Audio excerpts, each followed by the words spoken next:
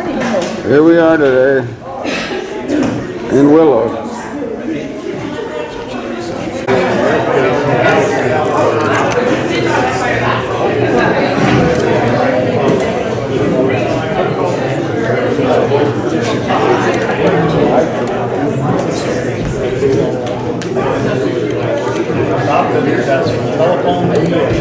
I hope you got my first email. I was on my way to work. I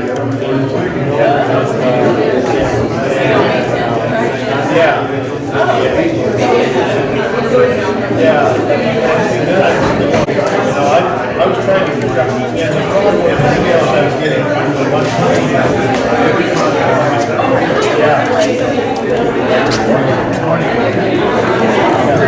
and I don't know why. I sat there.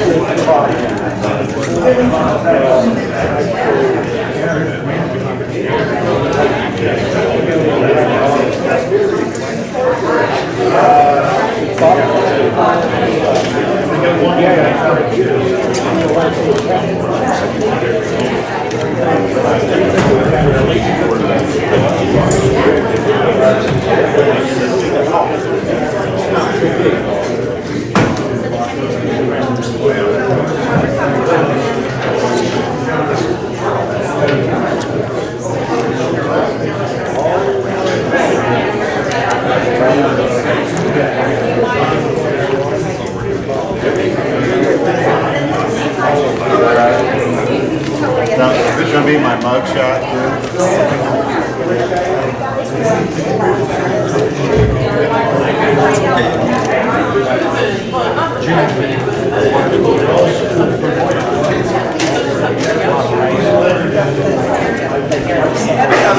For various sundry good things. I was kind of hoping to get all the TAC members up here in the front row, so if I've got two over here. Are there any other members of the TAC? Thank you.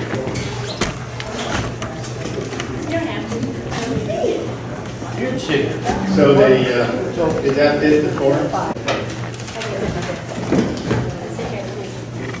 We've been waiting for a couple of people to get up here so we have a forum. We now have a forum. So we're going to get the meeting started. Welcome to the Northern Sacramento Valley Integrated Regional Water Management Board meeting. We'll start off today with the Pledge of Allegiance. The flag is behind us today, so we'll all just stand.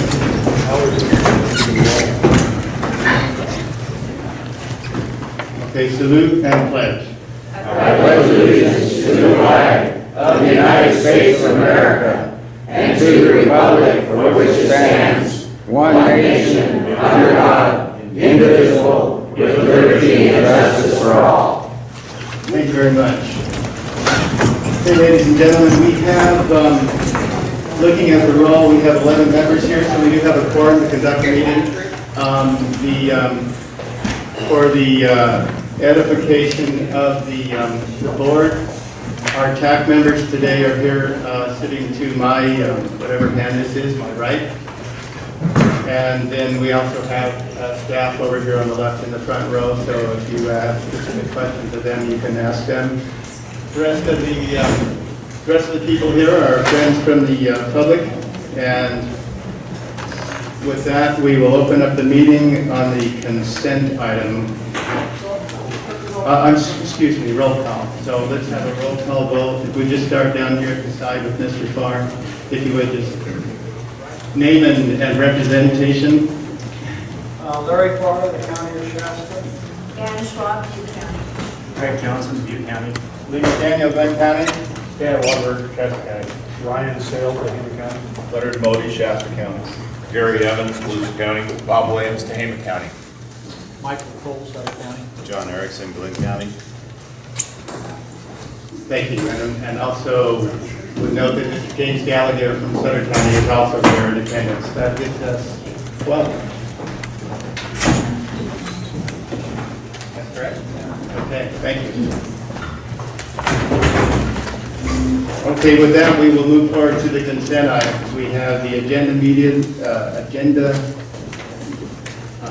approval on item B. I'm going backwards here for some reason. And also the approval of the meeting minutes of the board meeting on May 7th. I have a motion to approve the consent. So moved. Second. Got a motion and a second? Thank you. I got to abstain. And an abstention from Mr. Gallagher. That's all right, thanks, sir. You didn't call for a vote yet. No, I did not. But I am.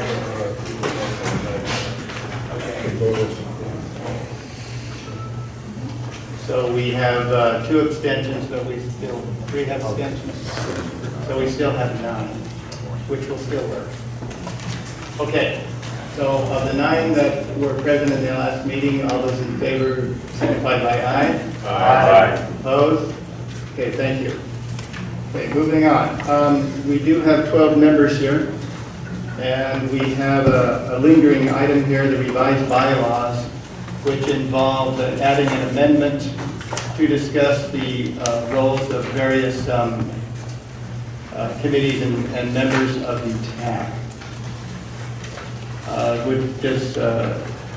Steve, would you like to make any comments on that? Or? Yes, I would. Steve McCauley with West US Associates. Technical Advisory Committee, in your direction, several months ago, developed an attachment 2 to the bylaws, a proposal that parallel attachment 1 of the bylaws, which talked about how meetings of the board meeting. Dr. Steve, could you use? Oh, yeah. Sorry. Thank you. Again, Steve McCauley, West Coast Associates. Several months ago, at your direction, the Technical Advisory Committee developed a draft proposed attachment to the bylaws for your consideration that set forth details on how TAC meetings are conducted and the election of officers.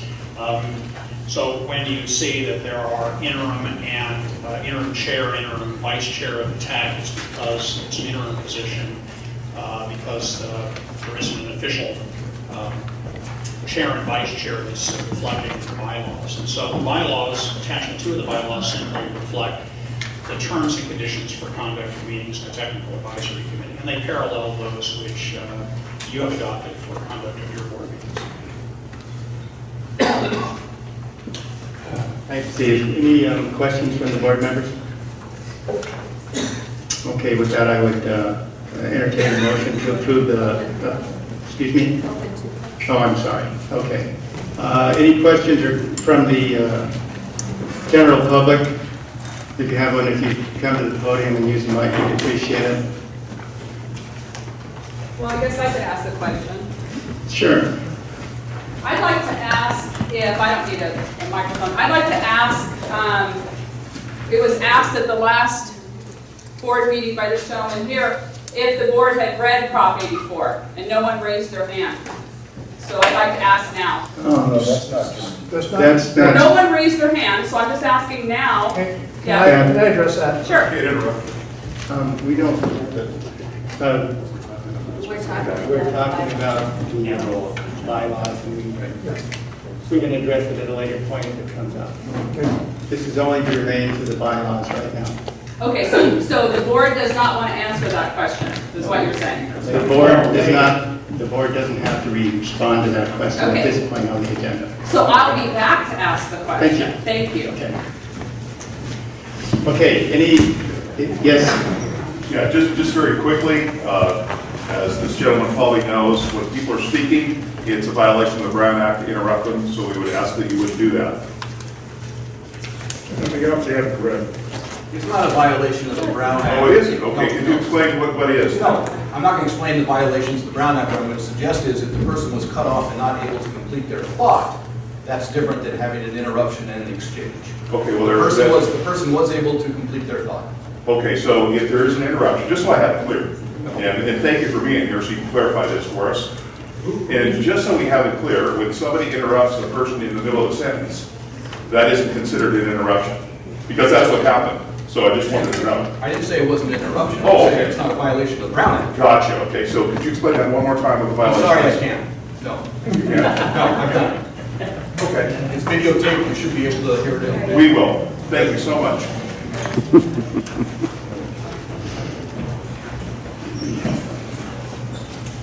Thank you for having the name tag so we know who you all are, but the gentleman who just spoke, I don't know you. Mike isn't on.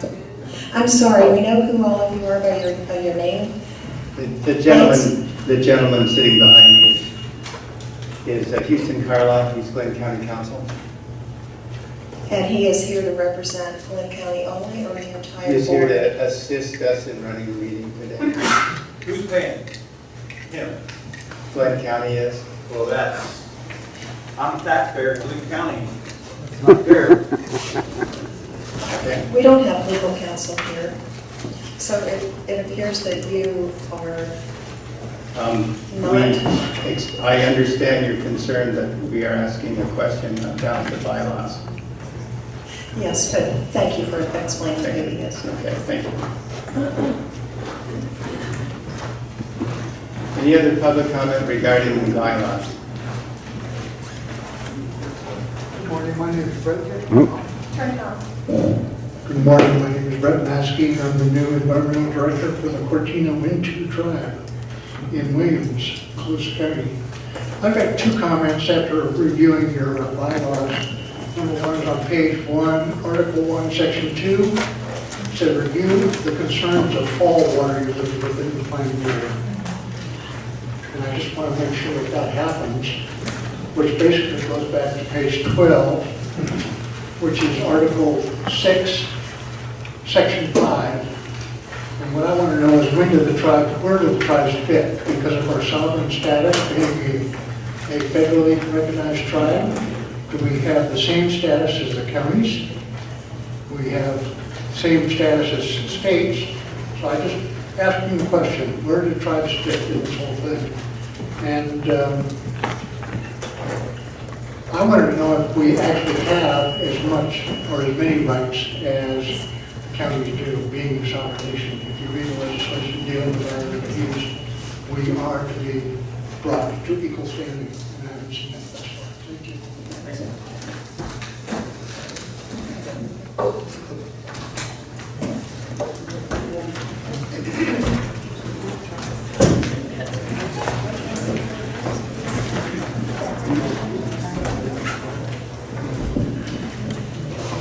I have a question about Article 1, Section 2.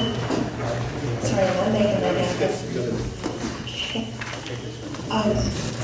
The second full sentence, first sentence is provide input and guidance, and the second sentence is review the concerns.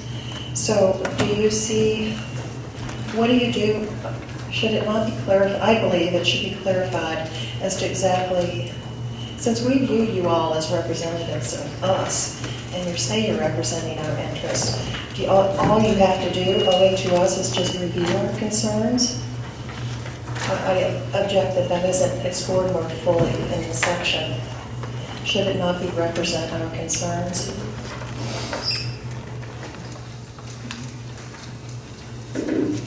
Since all of this is supposed to be for us. Well, that's true. We can, that part of the bylaws has already been approved by the whole board. So we would have to entertain an adjustment to that in the future. Okay, I would like for you to do that. Okay? Thank you. I suggest that we want to do something that we consider at the next board meeting. Okay, This is not on the agenda, so. that's right. Okay. We can bring that back for discussion item if you'd like to the next agenda.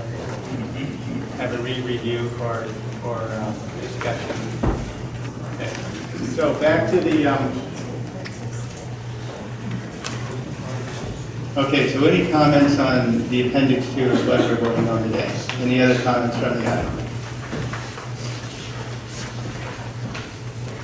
Okay, seeing none, I'll now ask the question to the general board. I would entertain a motion for approval or rejection. Second.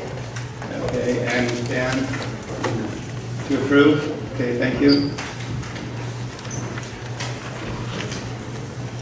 Okay, we do have a hand vote, and we should do, because we need a supermajority, let's have a hand vote on this. So all in favor of the amendments to the bylaws, please signify by raising your hand in the affirmative.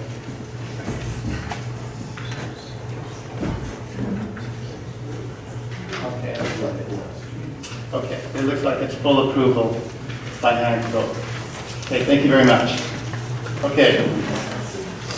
Next item, we are going to the Technical Advisory Committee update.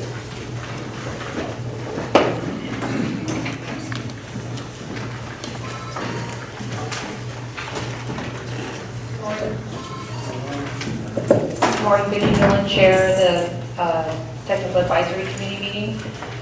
We met under A, we had a meeting of the Board of Directors on May 7th and received direction to bring back specific things, so we did meet on May 17th. We're going to address that later under the C and D. Report on Proposition 84 grant with DWR. We have submitted our first 2 quarterly reports, and those have been accepted by the Department of Water Resources, so we're waiting for payment on those 2 invoices. With regard to C, the TAC recommended draft plan, goals, and objectives and preamble for board discussion, which was what the board had talked about last time they met in May, on May 7th. So if you look in your packet, you will see that there are a few changes to the goals and objectives that you had made, and there is one additional change that was brought to our attention by a member of the public. And I don't see him here today, but a member of the public, his name was Dean, I don't know what his last name was. Blankenship. Dean Blankenship. He asked that we change one on 4.3. It was changed to improve and protect riparian fish habitat, and that was a change. We had discussed that. We had discussed that at the TAC meeting, and he brought it to our attention. It had been restored as it came forward to your board, and we had a discussion prior to bringing it to the board, and that was an oversight that wasn't included, so it is now. And then the other changes had to do with bringing forward, deleting local conjunctive use and conjunctive management programs for the benefit of the region from objective 1.4. We, at your request, created a 6th goal for public education and information dissemination. And then we moved foundational objectives related to public education from the other goals and objectives down into that education. So your board also requested that we address refine the preamble and the definitions, which we have done, and you'll see that in your packet. In the packet, we also have changed the word from definitions to glossary, and the definitions are a work in progress, so you will not be approving the definitions. And the other things, did I say definitions to definitions? Sorry. Definitions to glossary. And then we also have included narrative, which kind of helps set the scene for the goals and objectives. And the goals and objectives are also accompanied by a preamble that we took back to the Technical Advisory Committee and made a few revisions, very small revisions, and that is coming forward to you with a recommendation as well. So we have the recommendation for your approval of the preamble and the goals and objectives.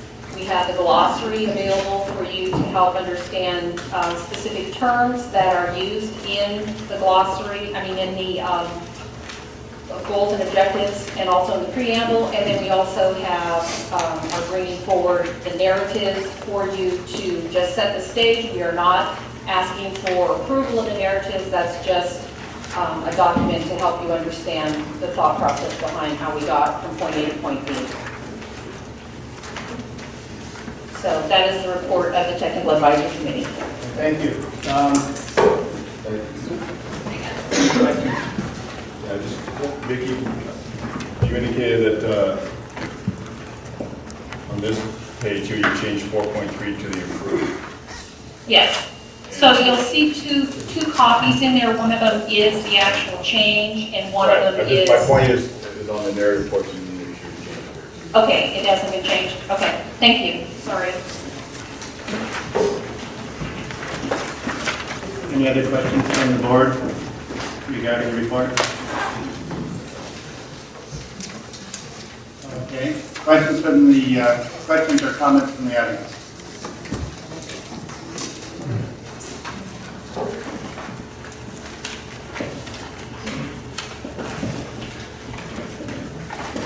Yes, Gary Catt from Shasta County. One thing I'd like to get firmed up here and find out just exactly what. You have a report on TAC meetings, proposal on DWR, Prop 84 grant, DWR, TAC recommendation. How many of these issues have been taken to the TAC subcommittee and the consultant, and have not been taken back to the TAC committee for public comment? Some of these things that may get passed today may have public comment, or 3 minutes of what we're going to say, and that's going to be it. There should be, and there always has been in the past with this organization, that there has been a time for the public to be able to comment. And it looks to me as though here in this situation here, that there's the public comment time is being taken out. And I contend that it needs to be put back in. You can go and look at your timetable here, if I can use for a second. But on the timetable here, it talks about, I think this is the wrong page of it, but it talks about taking the public comment. There's a 2-week period, been a month period in the past. So there needs to be the same thing here. So if there's an issue coming before you, the preamble was taken up by the TAC and sent to the subcommittee. It needs to go back to the TAC and then come to you folks here. The narratives, this is the first we've seen them, is when this packet came out. But a few days ago, a week ago, it's the first we've seen it. We don't have a time, that area to comment. The goals and objectives have basically really been gone over. There's probably some things we need to talk about. But I do believe that some of the things that it appears that you folks are going to be working on today need to be brought back and sent back to the TAC committee, and also for public comment, so the public has the time to be able to comment on what these issues are. Thank you.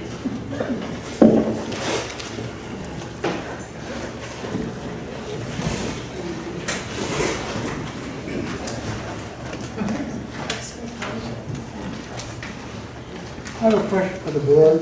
Is this the time you want us to make comments regarding each one of the objectives and goals, or are you going to do that at a later time? We're going to do that at a later date. This is part of the report. Thank you. Thank you.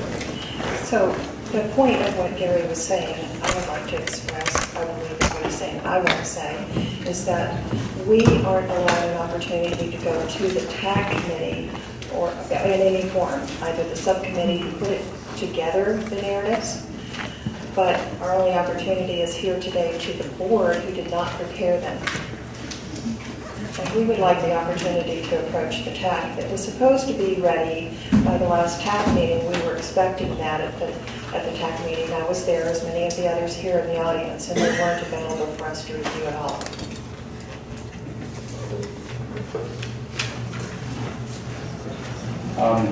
In response to that, and in response to the intent of the board, we are here to approve the goals and objectives, and we requested at the last meeting for clarification to have a few short narratives behind the goals and directives so the board would understand the intent of the TAC and the activities.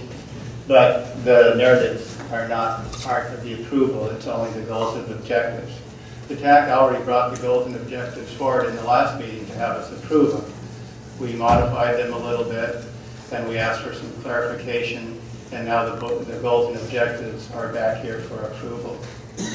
The narratives are not really part of the approval process, or not really need to be approved by the board. It's clarification issues. Yes, sir. Good morning. I would like to pass out one of these to each of the board members. Are they part of the, they are, what are they, sir?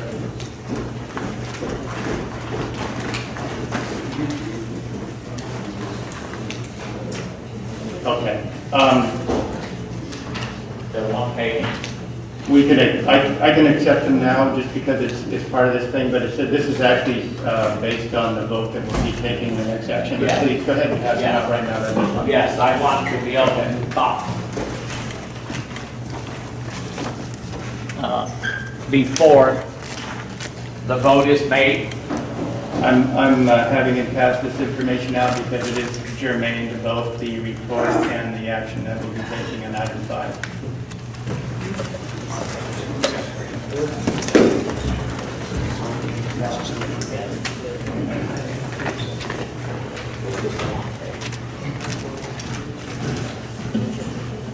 Thank you.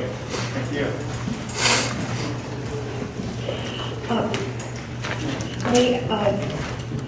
With the greatest respect, I believe what you just said is that you're going to be voting on the goals and objectives and not the narratives as an answer to my question. But in fact, the narratives are what explained, and we had numerous public comment that we don't know what the goals and objectives mean. We need some explanation. So that's when it was suggested to write the narratives. This is our first ability to comment on the narrative. The narrative explain exactly what you're going to vote on. So that's what we're objecting to, and I think the narrative is crucial to explaining the goals and objectives that you'll be voting on.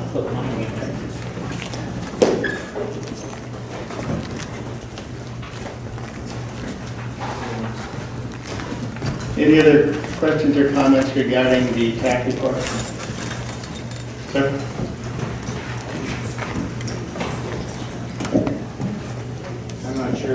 I'm not sure that this is where I need to insert this, but because you're talking goals and objectives. My name's Howard Covington. I'm one in Redding, California. And here's basically what I have to say. Page 5, the second paragraph, says, in case the board becomes a regulatory agency in the future, in my opinion, you've already set it up so the board will regulate. Example, check Agenda 3, Section 2, which says bring forward solutions which realize most benefit to the region. As board member of a nonprofit, recently got a letter from the State Water Resources Board. First time this year. They told us that our water system was not good because we bill annually. They suggested we install water meters. I'm not here to complain about that. We could get a grant for $20,000. They don't understand our water boxes are located on county roads. And in the winter, they're covered with 3, 8, 10 feet of snow on the county plows. Remember, it's a nonprofit. I see where this could become a regulation and not a suggestion in the future. We used to report to the county, now we report to the State Office of Drinking Water, and for the first time this year I had to fill out an 8-page form by the State Water Resources Control Board. Agenda 3, Section 2, bring forward solutions which realize most benefit to the region. How are you going to do that? Through regulation? You said you weren't going to regulate. Regulation is the method by which laws, rules, and regulations can be standardized so that the people can't escape them.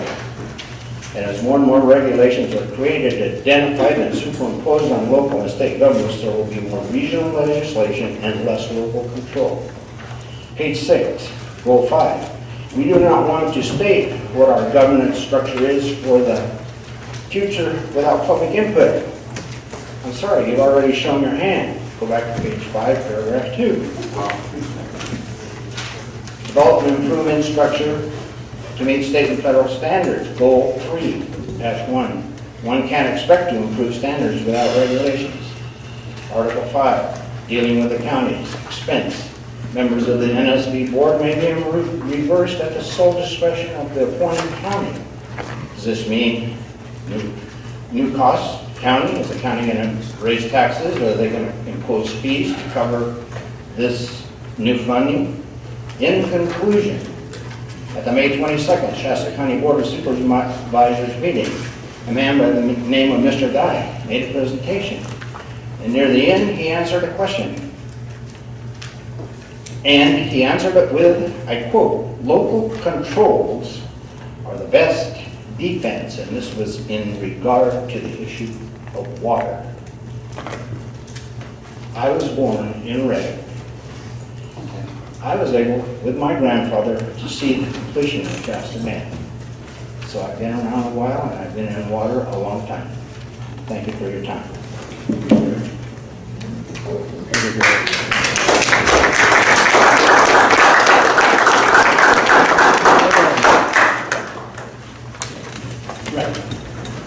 I want to make sure that we're staying on item number 4, and I thank you for your comments, sir. That was really probably more germane to item 5. And so do you have a comment on the board report, or do you want to talk about goals and objectives? I want to follow on Howard's questions about, this is the California Constitution. Can anybody show me in this book where you guys have the authority to set aside this regional government and do this? Show me in the Constitution where it gives you the authority to do this. It's not in there. I don't really think that's part of this. Yes, it is. Yes, it is. Because this is the Constitution. Well, I understand that, but I think this is more of the general. I think this comes from the public comment section as opposed to the staff report. Okay? If it's not in the Constitution, it's not legal. That's it.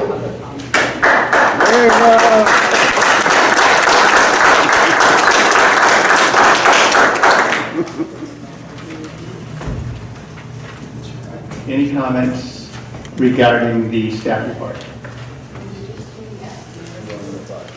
Okay, thank you. Okay, we'll go to number 5.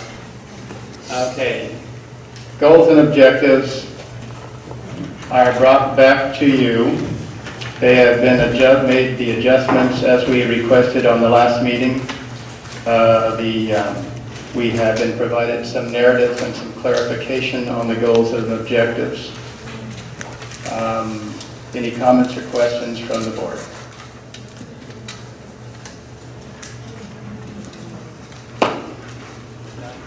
Well, I've got one, but it more ties to the preamble. Okay. Or Yes. or the glossary, as we call it now. Yes. With reference internally here, throughout the objectives, we speak of regional water, region, I just believe regional should be defined in the glossary. I don't want Sacramento thinking they're part of the region. I mean, just as to this 6-county area, when we talk about intra-regional water transfers, I think regional should be defined in the glossary. Okay. As the 6 county. Right there. No, I agree. Agreed. Very good. Good point. Any other comments with that? Question, because I think it was brought up in one of the comments. Item 5, the goals, objectives, and preamble consist of the 2 items. The attachment A, which is the clear version, and attachment C, attachment B, which is the preamble by definition. Those are the only 2 items in this agenda, item 4, that we are going to eventually vote on, correct? Yes. Item 5, yes. Yes. And we have a general comment that the region should be clarified in the glossary, and everyone is agreeing to that on the board, it looks like, so I don't see any issue there. Mr. Chairman, one other thing, on Yes, the sir. preamble, mid-page, not real comfortable with where it speaks.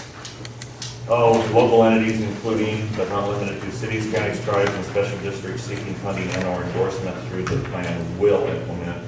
Should be May. Mid-page. Yeah, I see it. It does say will implement projects on a voluntary basis. But as opposed to you will do it on a voluntary, they may. Well, I think you're telling me it is a voluntary basis, but versus I'm maybe. not as comfortable with will as I would be with may. Okay. Well, I think I would disagree with that. I think that by using will, it's telling you it is voluntary. You may, maybe it's not voluntary. I'm looking at that as, if, excuse me, I have the floor. The will, to me, it says that if they're seeking funding or endorsement, then that means that that's what they will do with the project, they will implement it. That's the way I read it.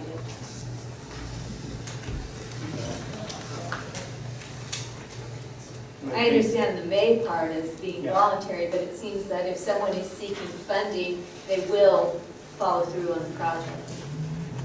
But I think you have to read the rest of the sentence, which says, which says will implement the projects on a voluntary basis.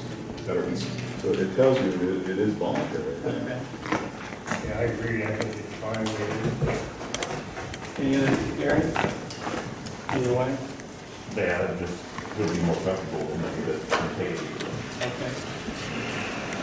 words mean things. Any other comments from the board? Should we change it or should we leave it? You good? Okay. Any other discussion on the goals and objectives and or the preamble? Okay, so right now, everyone at the board is comfortable with the goals and objectives and the verbiage of the preamble. Okay, very good. Well, then we will open it up to public comment regarding student discipline.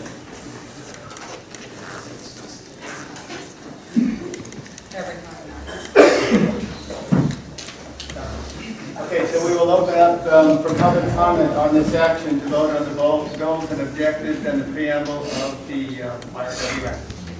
Please come to the podium and tell us what you think.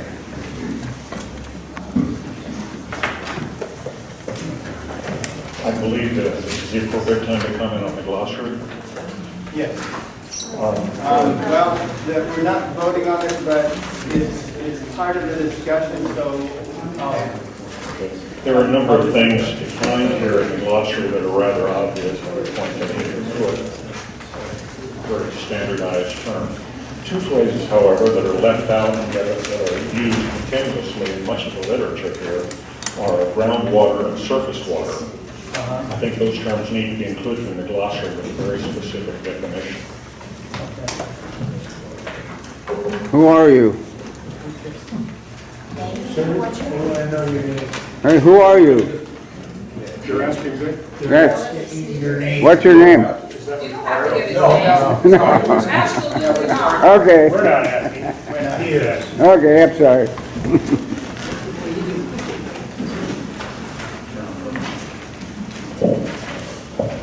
I would like to make a comment now on the golden objective from my viewpoint. I'm Tom Moeller from Tama County, a lifelong resident of the county. I would like this board to vote no on all counts of the golden objective. This plan offers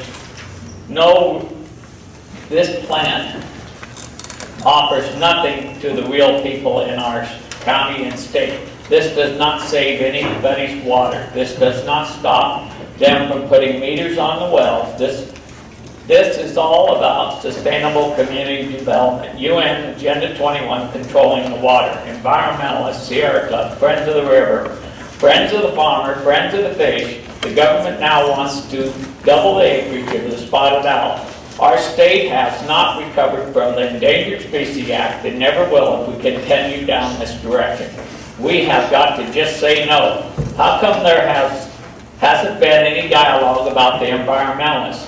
Will we get charged with a hate crime for talking about them? Will we get charged for discrimination for talking about them? I don't think so. I think their views are the same as the do-gooders and the socialists in this country. I want to know why this water plan is partnering and legitimizing the environmental movement and global warming.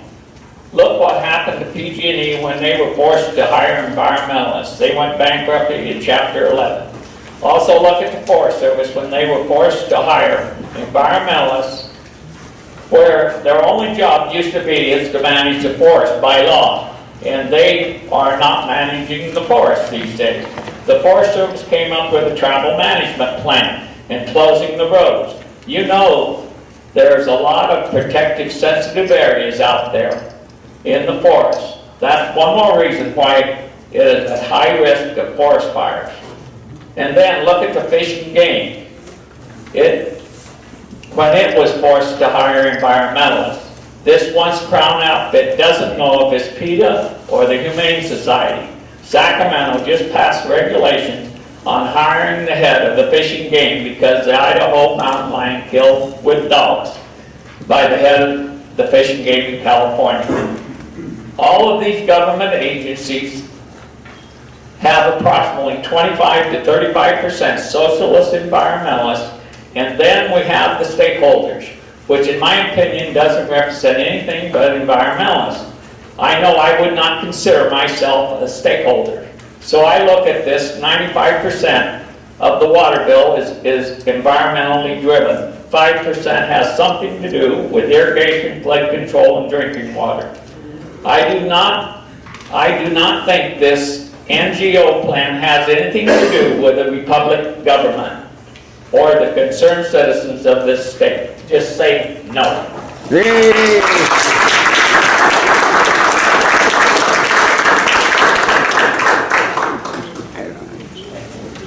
Any other comments?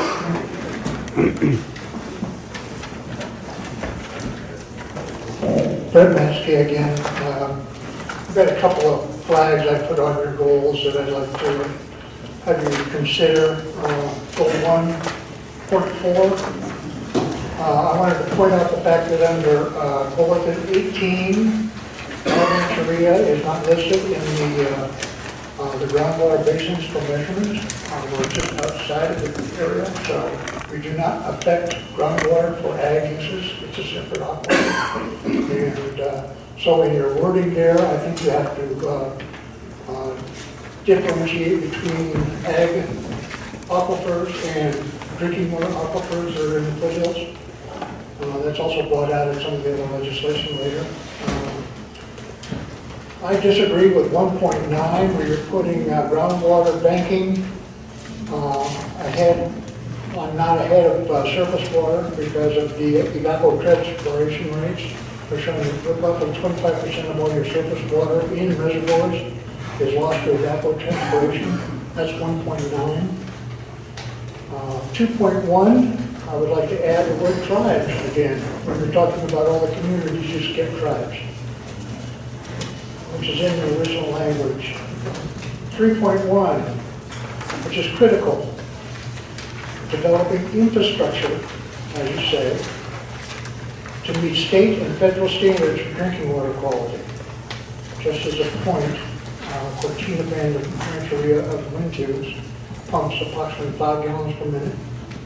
We have 34 dry wells we put in between two formations. We do not meet state standards, and we need some more water. That's one basically there. That's number 3.3 as well. Meet state and federal standards. We don't meet them. You can look at us as a disadvantaged community, but that's offensive to the tribes. We have a very proud and long history. Cortina was set aside in 1906, which actually beats the 1914 regulations on the ground on water rights in the state of California. Our people have been here for 10,000 years. Well, I hear talk about putting this acid in and stuff. We're way ahead of it. Let me drop down to 4.4. Implement healthy forest and foothill management activities that improve watersheds. We have a brush problem, fire problem, which is sucking up the water that is there. Something should be done with the Fire Safe Council. or other groups as far as funding under projects to actually look at water use by brush communities that have not been furnished for 40 to 50 years. Tell me when I'm running out of time. No, you're fine. Section 5.1, add tribes again. The reason for that is many tribes have ordinances, being a sovereign nation, we have ordinances on water quality, water use, etc., which are not mentioned in your document as being laws that have to be met. Now, when I used to sit on the Madera County RNP for 3 years. I'm an ex-citrus farmer from Porterville. So a lot of these same questions in an ag community come up. But when you look at a sovereign nation, we have the right to pass our own laws on our own property. We have a non-degradation policy, a non-point or point tourism. And something else that pops up is, what do I do with the marijuana or the meth labs above me? They're coming down my watershed. You know, they are putting organophosphates into my drinking water. How do I handle those? That's not mentioned in your goals.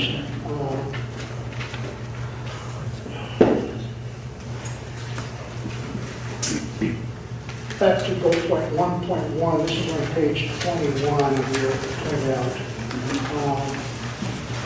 It's very difficult to document baseline conditions when you're looking at a community that is underfunded. Like 40% of my tribe is under poverty level.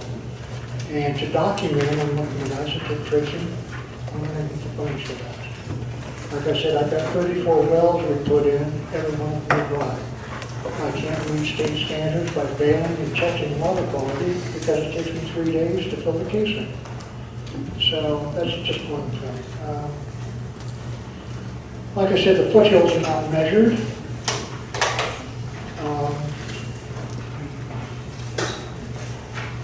Goal 1.11, develop and improve water resources infrastructure to increase water supply reliability in our region. That's why I'm here. We need water. We want to expand the rancheria and get people back on the rancheria. And I can't do it at this point with 5 gallons per minute. You as farmers know that 5 gallons per minute is nothing. I had a leak 2 months ago on my 50-year-old system to put 800 gallons on the floor. What do? I'm calling the health services, help. They laugh at me and say, we don't have the money. So I'm going to be writing actually proposals to this group to try to get us help where there is water and either buy pipe and send it out to the rancheria, put it in larger holding tanks. And last week I was over on the West Sacramento Valley RMP, the tribal, plus I've been a tribal consultation member for the tribal water plan 2013 through the DWR. Groundwater is what's going to save a lot of the rancherias.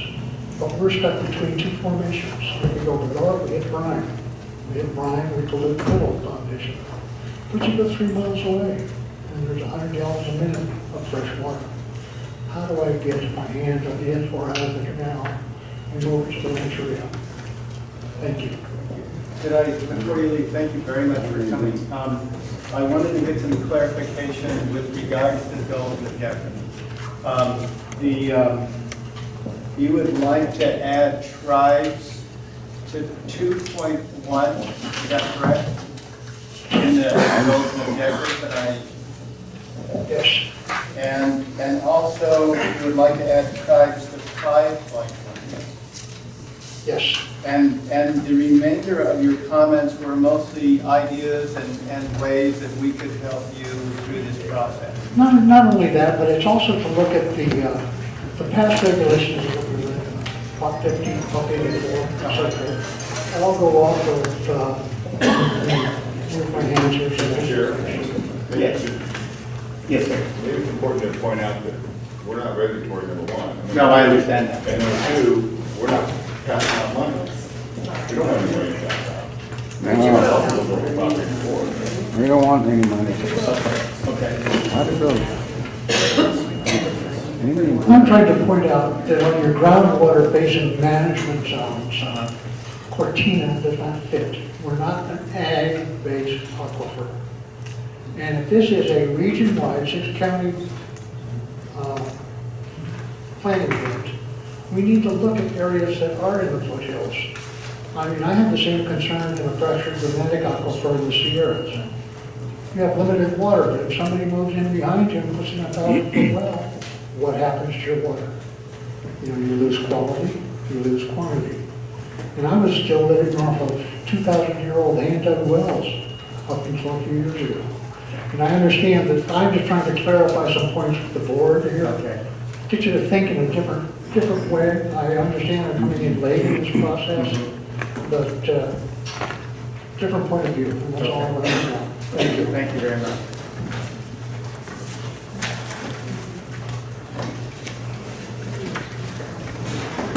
Any other comments?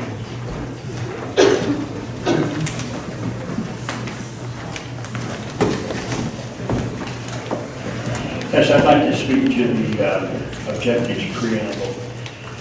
The third paragraph, to establish a regional collaborative structure with the objective of ensuring affordable, sustainable water supply that supports agriculture, business, environment, recreation, and domestic needs, Sacramento Valley. I know that it's been mentioned several times and mentioned again this morning that this group has no teeth. This group at the present time is put together by MOUs. So actually, it doesn't have any teeth at the moment. But if you clearly look at page 19 on Prop 84 guidelines, you'll find a paragraph that states, Regional Water Management Group means a group of which 3 or more local agencies, at least 2 of which have statutory authority over water supply or water management, as well as those other persons who may be necessary for development and implementation of a plan that meets the requirements of California Water Code 10.540 and California Water Code 10.541, participate by a means of joint powers authority. You folks do have within your wherewithal in this organization to put and implement a joint powers authority. And you would raise money and you would expend money. So this board is one motion away from having teeth. So to say that it doesn't have teeth is not a true statement, because it could very well happen. Now, I realize that these plans are being put together for all 6 counties here in Willows today. But what happens when this plan goes back to Shasta County Board of Supervisors, to Glenn County, you know, all the rest of it? This is going to have tremendous ramifications on our lives and on our economy. And some of you think that we shouldn't be able to stand up and speak to the issues. Granted, I know sometimes some folks get a little emotional with it. I try to be able to speak to you folks on the same thing as I would have you speak to me, being straightforward. But I do have issues with this. And I think that some of these issues need to be looked at a lot more broadly and put into a context of what really is going to happen when this plan is implemented. Thank you.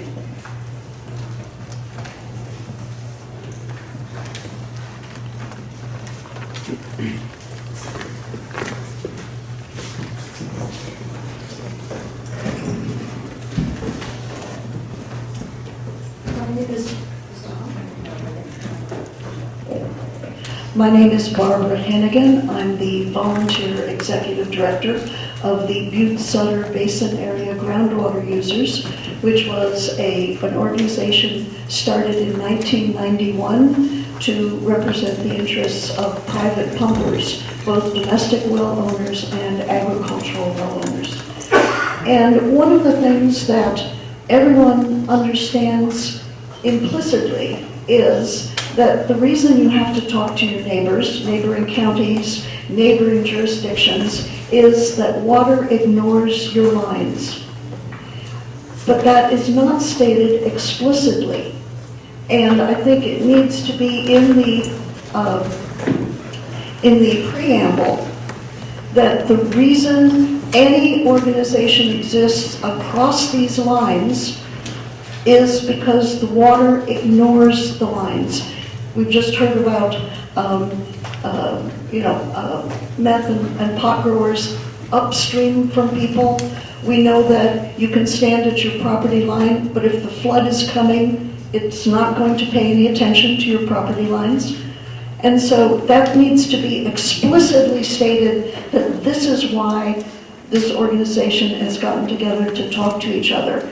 Something as simple as, because water crosses jurisdictional lines, we have to have cross-jurisdictional conversations.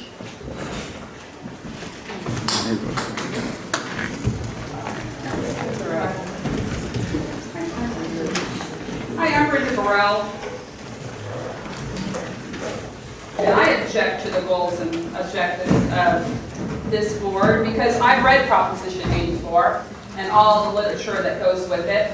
And since I only have one part of my glasses here, since I lost part of them here, do you realize that the state of California has the right to resolve water-related conflicts between us?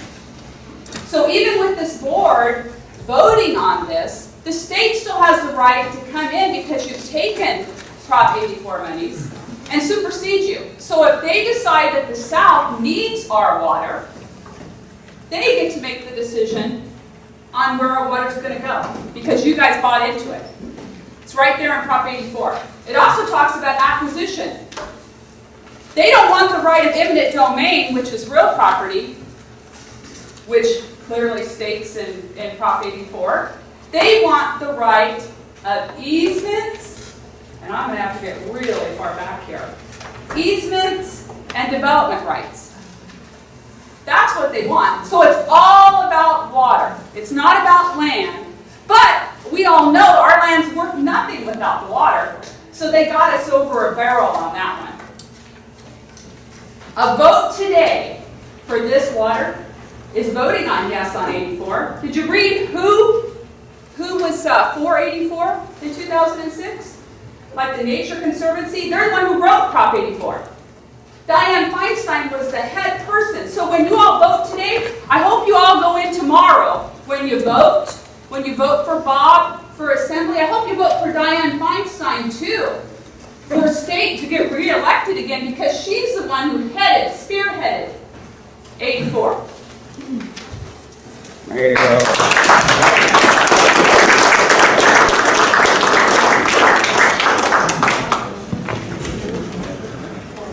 Good morning. My name is Michael Smith. I live against the foothills. We're on Thompson Creek. And I'm just absolutely dead set against this.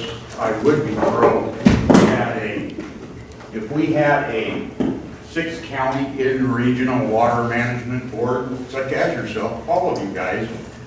But the problem is, you're going for the money. The $13 million per county, and then the possibility of having whatever hundreds of millions, and it's going for the money means that strings are attached, and those strings are attached through Prop 84, which Brenda keeps trying to point out, and I would like a board like this that had nothing in mind but using our own private funds and coming up with a great plan for us that would include total sovereignty of the water that's desperately being trying to take for decades. They've been trying to get it.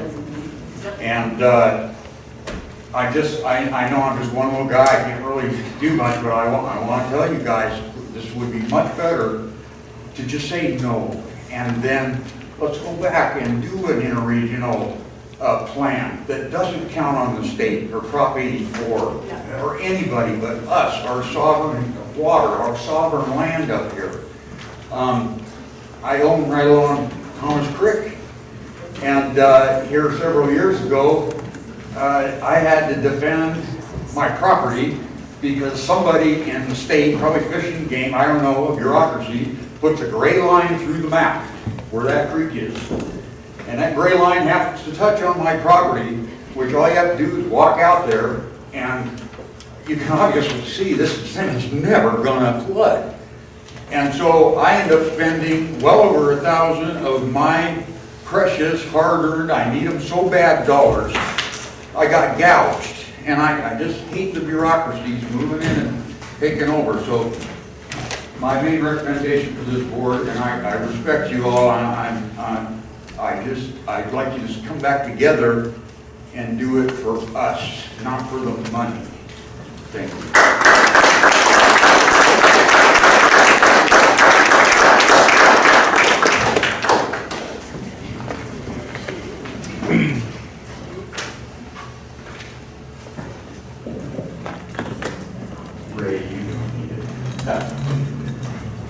Hello, Ray Burrell, property owner in Glenn, Calusa, and Tama counties, and Riverside County.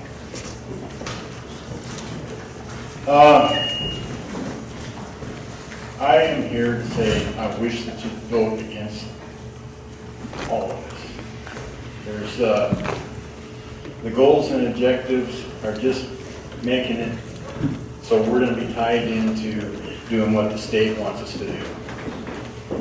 And when you got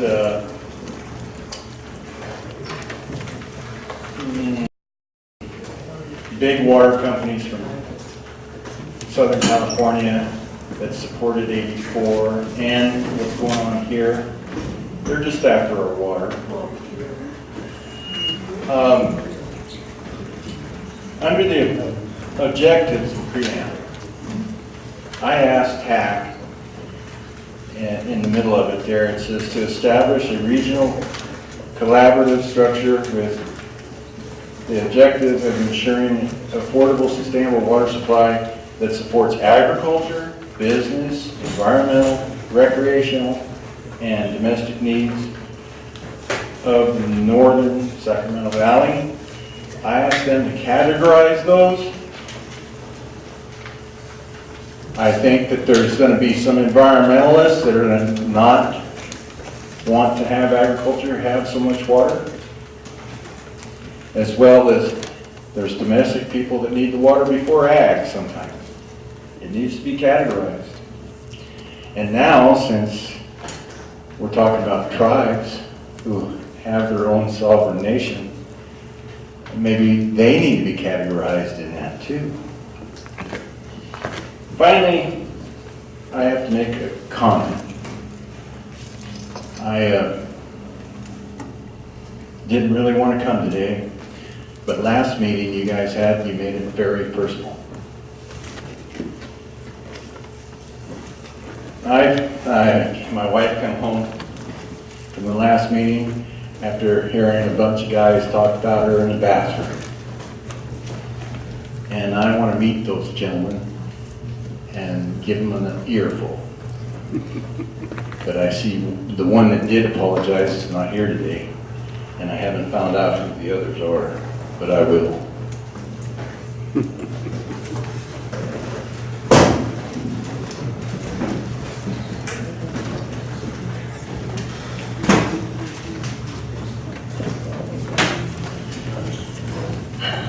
This is not personal.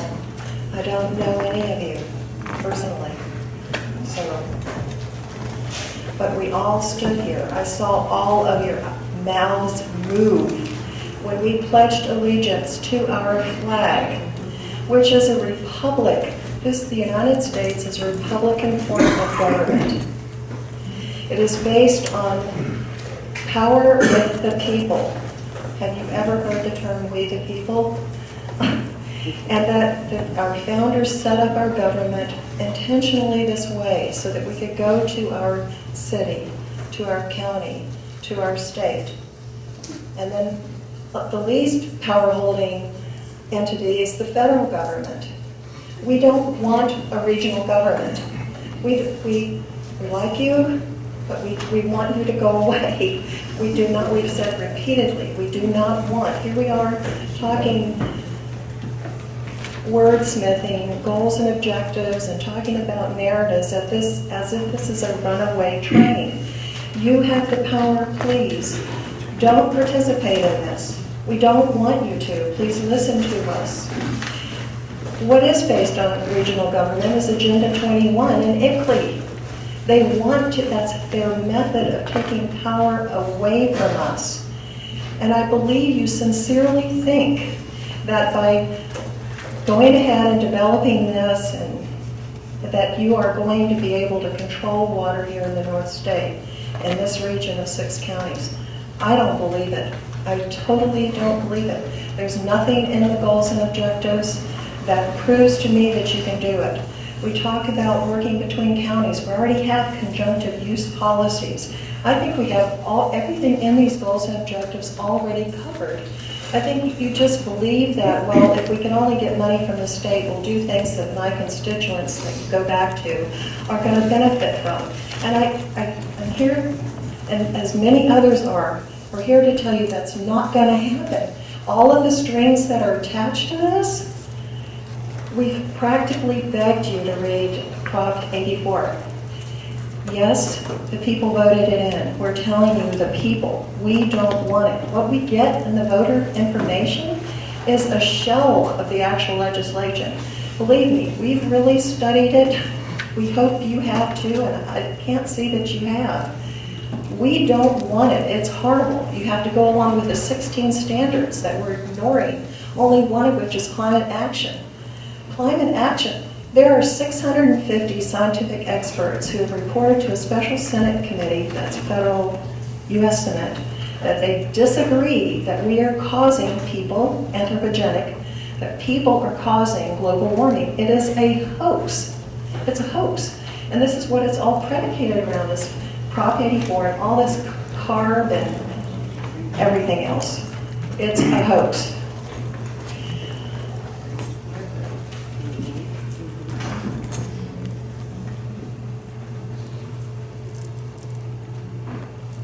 Wanted to make sure I said everything. Reserve the right to come back. Thank you.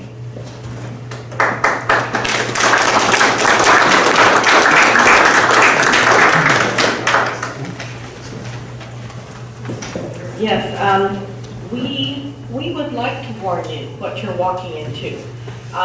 You may have read Proposition 84, but I don't think you really understood Proposition 84. On page 72, it talks about agencies that are part of an IRWM effort should consider joining the California Climate Action Registry. I got looking around, what is this Climate Action Registry? I went to their website. It is a private, non-profit organization that serves as a voluntary greenhouse gas registry to protect and promote early actions to reduce greenhouse gas emissions. And this is on their website. This is right off their website. Look what's up there in the corner. Are you familiar with ICLEI? ICLEI stands for the International Council for Local Environmental Initiatives. It is the local implementation arm of Agenda 21. Regional government. It's regional government. This is exactly what they want you to do, and you're walking right into it. I have some pass outs here for each one of you. Please make yourself aware of what ICLEI is and what Agenda 21 is. This is what is taking over our counties and our state. Please don't walk into this. This is a buzzsaw, and we're all going to get hurt by it. You are our representative. You have sworn to protect and defend the Constitution. We're asking you not to do this. You can work with each other without having to be involved with an integrated regional water management plan. Thank you. That's right.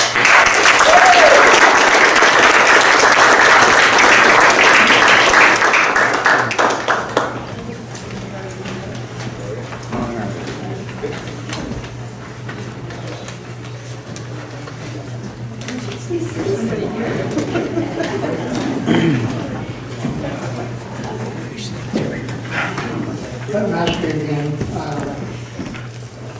see the temperature rising a little bit in the room, and next time I won't wear a tie. I do want to point out that not only have working before in Madera County in similar situations, but also on the Resource Advisory Committee for that area. I think the point that a lot of you are missing is the fact that this is a chance for additional funding for infrastructure. Stop. Give me my time. I'm a poor nation.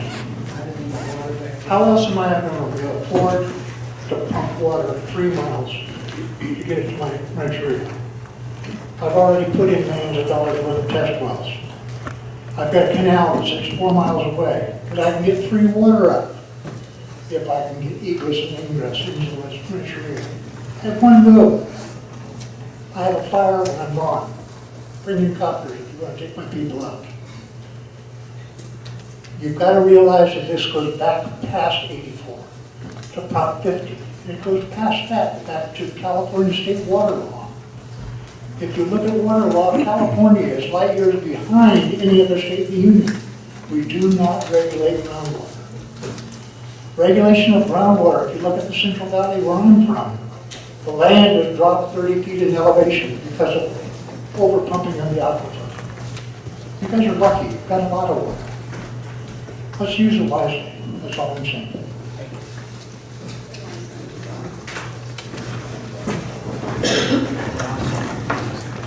I would ask them to come back for a second time very quickly.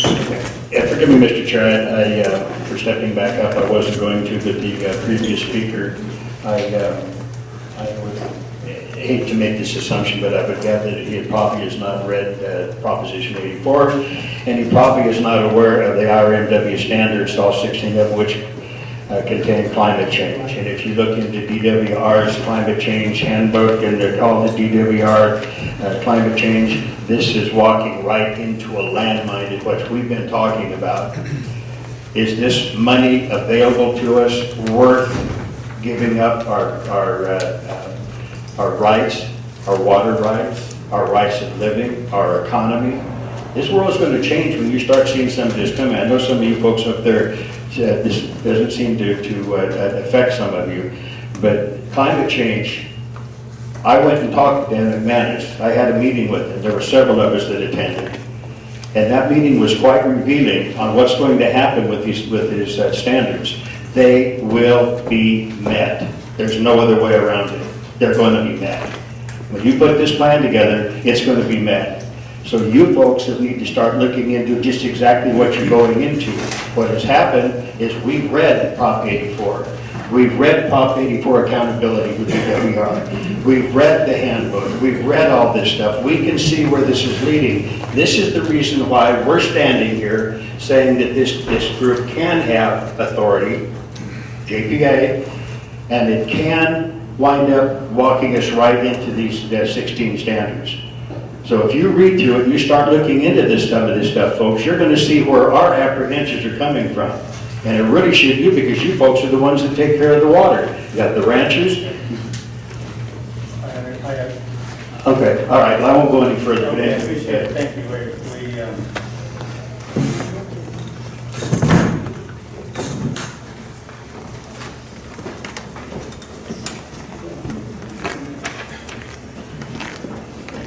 Yeah, my name's Bob Reichenbach, and I'm from Round Mountain. That's where I live now.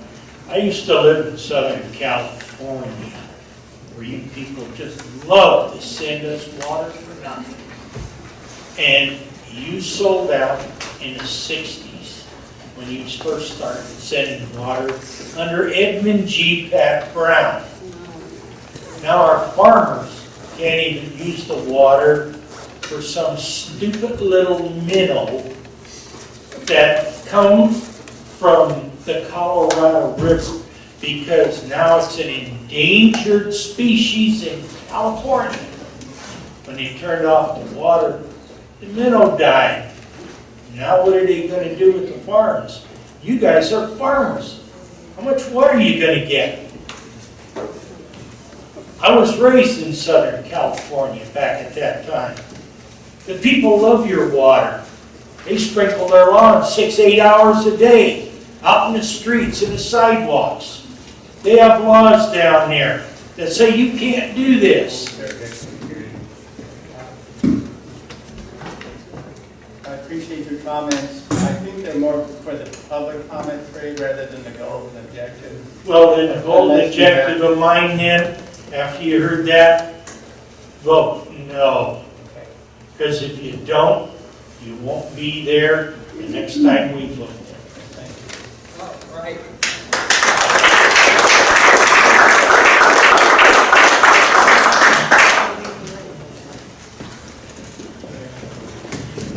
Hello, my name is Richard Wilkinson. I live in Redding, California. I've been here like 22 years. And I just got an idea that could get us all out of this mess right here. Where did Proposition 84 come from? Well, evidently it was given a fancy name and the stupid people of voters in California voted for it. The same group of stupid people who gave us the high speed or the high cost rail system.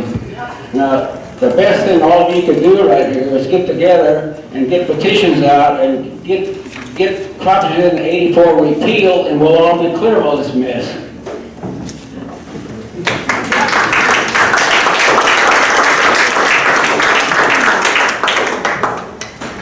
Any other comments from the audience?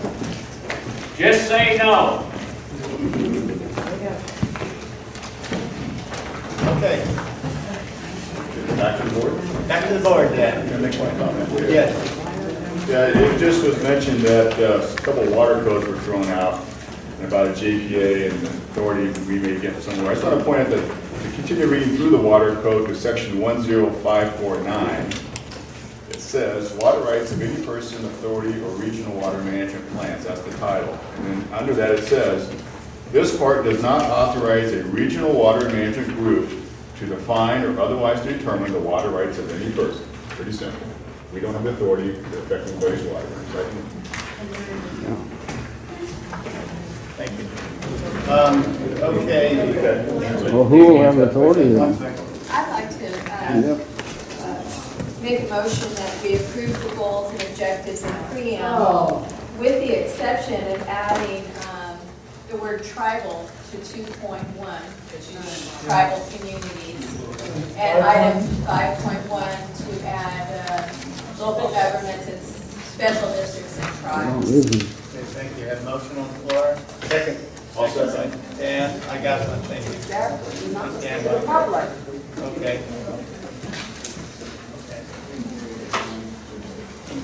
Comment? I'm opposed to that because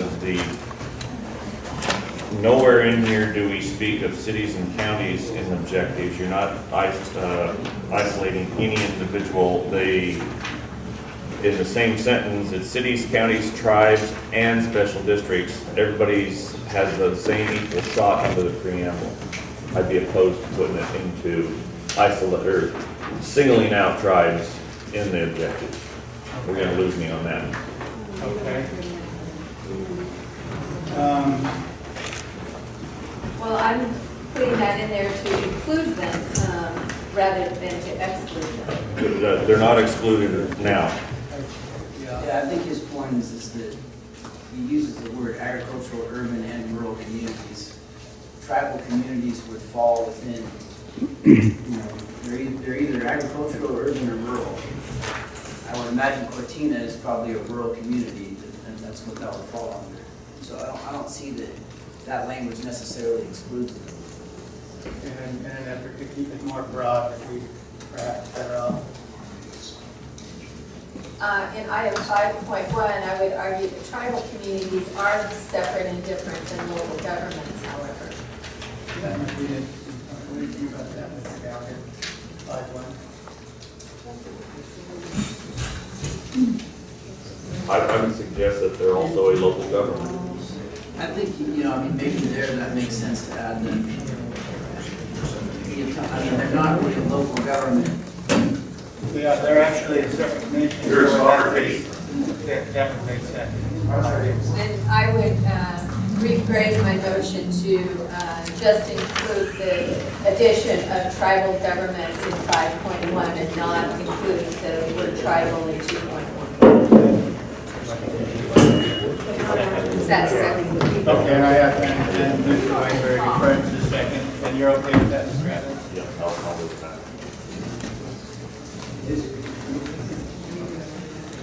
Okay, so we're ready ready for the vote, we'll have a hand vote. How about discussion? We've already had the discussion, sir. Thank you. Mr. Chairman. Yes, sir. You know, I mean, I think that probably all of us on this board, I think probably all of us on this board agree with a lot of the frustrations of people that have got up in scope. All of us have faced problems with various federal and state bureaucracies that get in the way of all kinds of projects and get in the way of our private property rights. We've been fighting those battles for many years. So I think everybody understands that frustration. I think there's a lot of people here in this room who are here because they need money for projects. Cortina, they need money for a project to improve their water. A lot of small communities need new sewer systems to meet standards. A lot of water users need to update their infrastructure. They need the money. We don't have it locally. That money comes basically from state or federal grants. And the state has exercised its power of the purse to say, we're not going to give you money for water supply projects unless you have a watershed management plan. I mean, somebody correct me if I'm wrong, but that's basically what's happened on that end. I think the other part of the group is people who just want to be left alone. And hey, I'm right there with you. I want to be left alone too. But here's the issue for me, and I think this is something that maybe people are missing, is we can all just go away, and that's fine. I'm happy to have one less meeting that I have to go to, okay? Because I go to a lot of different community meetings.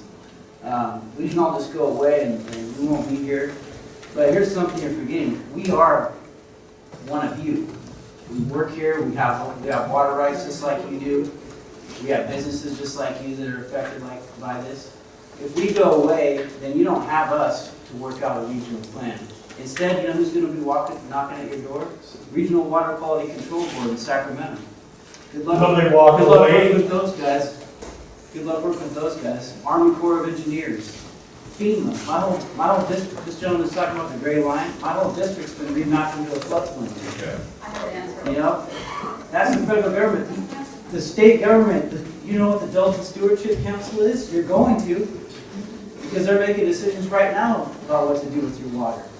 And they're down in the Bay Area. So, who's going to help?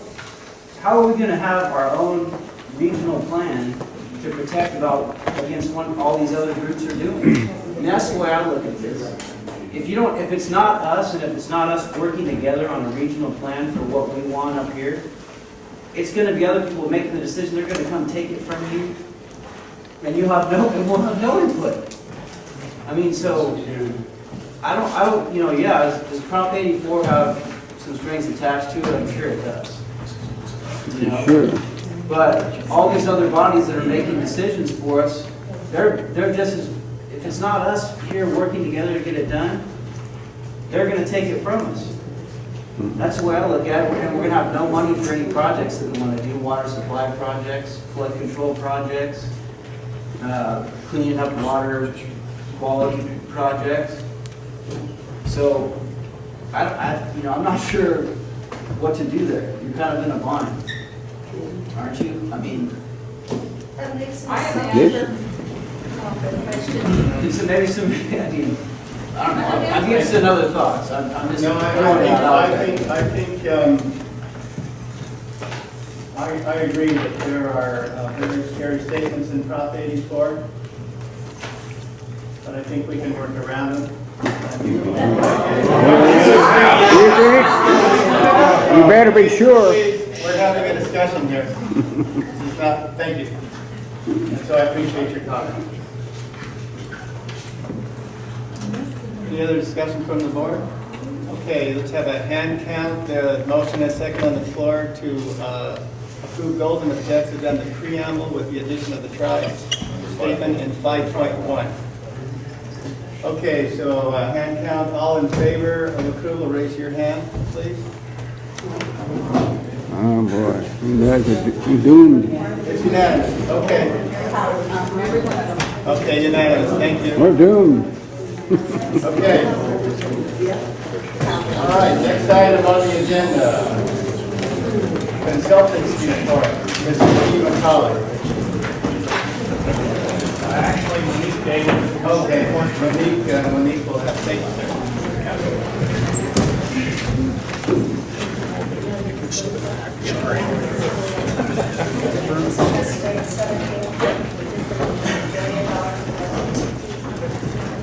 Karen, I'd like to comment before we move further. You know, this board can sit patiently and respectfully while everyone in the public makes their comments. And when it goes to board discussion, we are constantly interrupted and people shouting out from the audience. I think we deserve the same courtesy to have our discussion without being interrupted and talked over by the people in the audience. I just appreciate it if we could, if the board could have their discussion with the same consideration we offer the public. Thank you. Okay, so I gave you a handout of slides that I'm going to be showing up here on the screen. I apologize, the screen is not super easy to see, so hopefully you can see the handout. So this is for informational purposes only. This is just the report that we're giving. But I did want to start out by saying that the consultant team, we are giving this report, but it's to explain that we are working with the board project review subcommittee, and so this is really the report of what's been coming out of the board subcommittee with the group. So at the last board meeting, you appointed Lee, Daniel Stanley, and Ryan Sale from the board to be part of the subcommittee, and then the TAC County representatives, Vicki Newland, Lester Messina, Eric Wiedemeyer, Gary Antone, Mary Beatty, and Peterson. They're all the staff representatives on the TAC. They make up the subcommittee. So I wanted to start out with who has been having input onto items we're going to discuss. And then next I wanted to talk about what we're going to discuss and why. So the next steps basically is to allow project and program submissions. We're developing an RWMP, and the programs, that's going to be a huge part of what the plan entails. So this project review subcommittee was formed to develop the proposal and solicitation forms and the process for this. And so we've envisioned that there would be online submissions, but we would provide hard copies if there are those that have projects and programs that want to submit and they have limited access to the internet, so that would be an option. And the program and project submissions, they'll be first of all, when they're submitted, they'll be considered for inclusion in the RWMP. That will also make them eligible for RWMP-specific funding. So if they want to be part of receiving the implementation funding from the property board, then being part of the RWMP would make them eligible. It may also increase their chances of being included for funding for other programs, because a lot of other state funding programs, even if it's not RWMP, it does kind of give more weight to projects that are part of an RWMP. And in addition to all of that, it just better allows us to better integrate projects and coordinate amongst the water users in this region. So we have developed, we have a proposal submittal template that we've been developing that we would eventually turn into an online submission format. And so I'm just going to highlight a couple of the pieces of that, and the board members that are here today that are on that committee, if you want to chime in, that would be great too. One piece is that there would be a new proposal submittal agreement, so anybody submitting a project or a program, they would agree to this agreement, and that is actually in your agenda packet, so we can review that and discuss. But that's basically to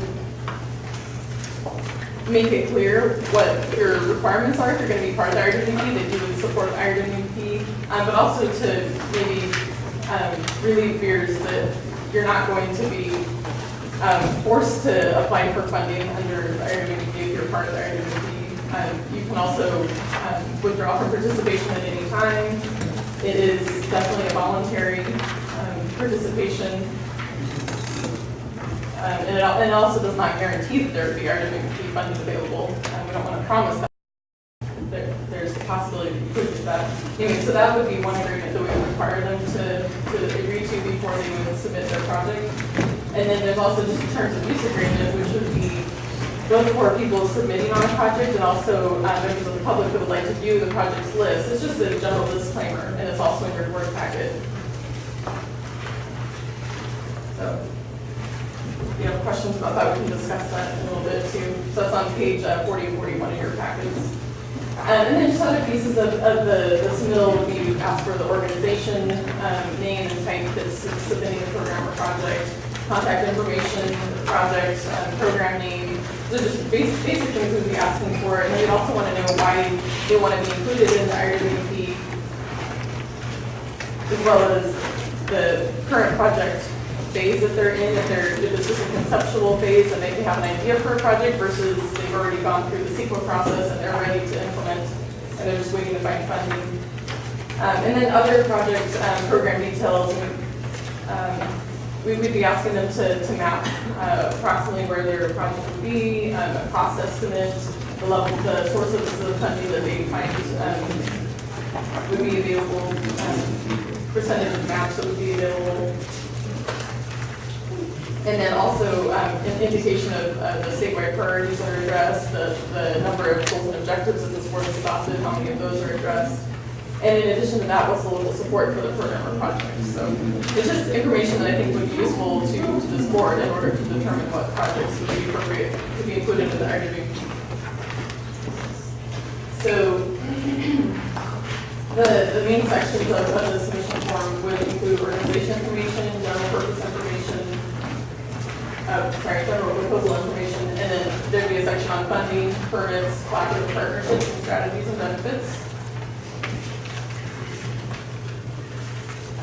And so I just want to give you kind of a timeline in the process that we're envisioning. So first of all, the project, we're calling this a proposal submission, so the proposal can include projects or programs. We just want to be clear, it's projects and programs. So the proponents of those projects and programs, they can complete their online submittals, and that would be July and August we're looking at. So our goal is to launch the submission form on the website end of June, early July. So then we would give them a few months to submit on their projects. And following that, then the project review subcommittee would be reviewing the proposals just for the minimum requirements. There would be asterisks on all the elements that would be required. So if they don't provide a contact person, there would be one reason why they wouldn't meet the minimum requirements. But if they meet the minimum requirements, then they would, and they meet the minimum eligibility, then they would be considered published, and they would be published on a list that members of the public would be able to view. So once they're on this published list would be viewed by the board at the September board meeting, and then it would be followed by a public comment period. So see on number 4, my notes show this would be kind of July through August, and then a little bit of September. So on number 4, this would be kind of the end of the summer, so once we're receiving the projects and programs. And then we would close the submission time by probably end of August so that we can be prepared for the September 10th board meeting. And then there would be the subcommittee, the TAC, and the board would start receiving public comment on the published projects and programs. And after we receive the public comment, then the subcommittee will review the proposals and consider potential integration. And this is a big part of the IRWP is once we see all the potential projects out there, we may be able to put projects together, or it might help project proponents that didn't know others were trying to work on the same type of project that, oh, there's a lot of other people in the region and maybe we can do something that's more efficient. So that will be an opportunity for the subcommittee to try and identify some of these integration opportunities. And also the project proponents themselves, they'll see this list and they may want to step forward and suggest a project integration or a revised project that coordinates some project elements a little bit better. So, and then if the board directs the subcommittee to, this would be the time too that the subcommittee would begin an evaluation and ranking, if that's the direction the board would like to go. So then the subcommittee will report its findings to the TAC, And then the TAC will consider the public comments and then create a recommendation to the board on the projects to include in the IRWP and perhaps the rankings. And following that, this would be about in December, we're looking at the December board meeting. The board would look at this list of projects that's been recommended by the TAC and the subcommittee and select those priority projects to be included in IRWP. And I have a note on the slide here though too that there may be specific funding opportunities available, and if there are, and this board decides that they want to go after this funding, the specific projects that may go after the funding, we may require additional pieces of information from them. But that's something that we probably handled in the future, so I think right now we just want to keep the focus on including projects in the IRWP, and we can address funding sources at a later time.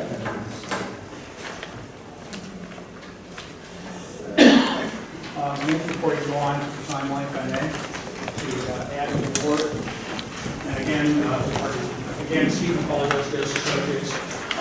There is a lot of detail here. I apologize for getting into too much detail, but the key thing here is that, as reflected in the minutes that were adopted earlier in the meeting, at the last board meeting in May, the board chair formed a subcommittee to work with the consultant team on this. And so this is really a report of your subcommittee, the 3 board members on the subcommittee, and the 6 level staff of people. And so we wanted to brief the entire board on the nuts and bolts of where this program is going to go for, to solicit project and program ideas from various members of the public and a variety of vendors. So yeah, there's a lot of detail, but again, this is a report on behalf of the subcommittee that the board formed for the last meeting. Thanks, Steve. So that was kind of the A part of this report. And then the B part on the timeline, I can go through that now, or we can, if you want to give me comments on the first part, that would be fine. Any thoughts on the submission process? I do have a question. And I guess maybe I've jumped ahead here, but I'm on the timeline now. Projects, what I'm looking at here, it looks like a deadline, a project submitted. Bob, could we just make sure that no one has any of the submission issues? Okay, and we'll go right to that. that's why I did jump ahead. I know it. Submission processing question? Okay.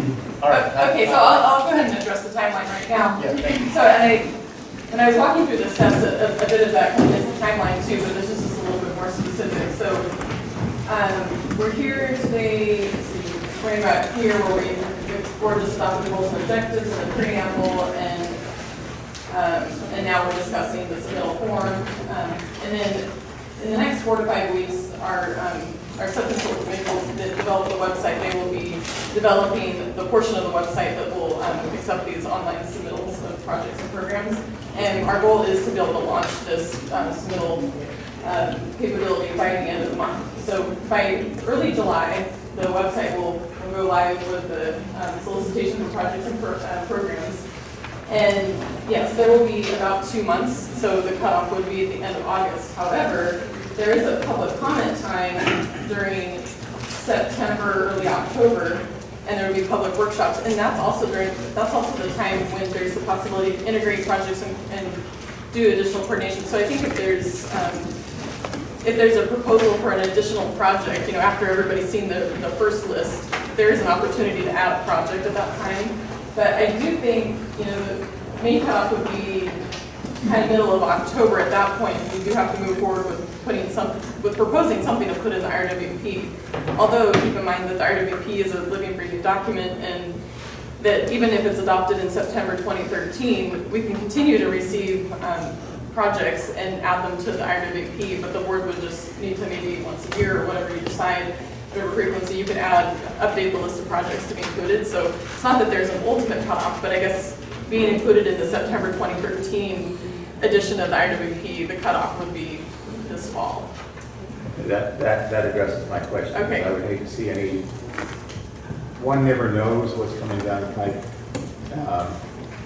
We saw with AB 85 and the septic tank issue. And I would hate to see something like that, legislation, as draconian as something like that getting passed, and our folks up here needing something, needing help on that, but we had a cutoff date on this plan. I'm sorry you don't qualify. So, thank you.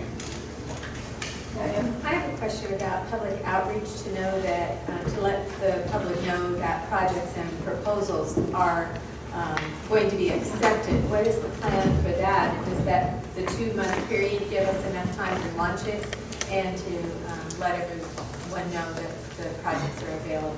Yeah, we actually have planned to release a press release this week, once we have this discussion with the board. And so we are intending to have a press release to give everybody a heads up in the region that there will be this project submissions solicitation coming up in a month. So we'll give people about a month warning. And then, yeah, during that too, we may do a couple more press releases to remind folks to try to submit on their projects. But yeah, the public workshops and the official public comment period on the projects isn't until after the initial deadline, so.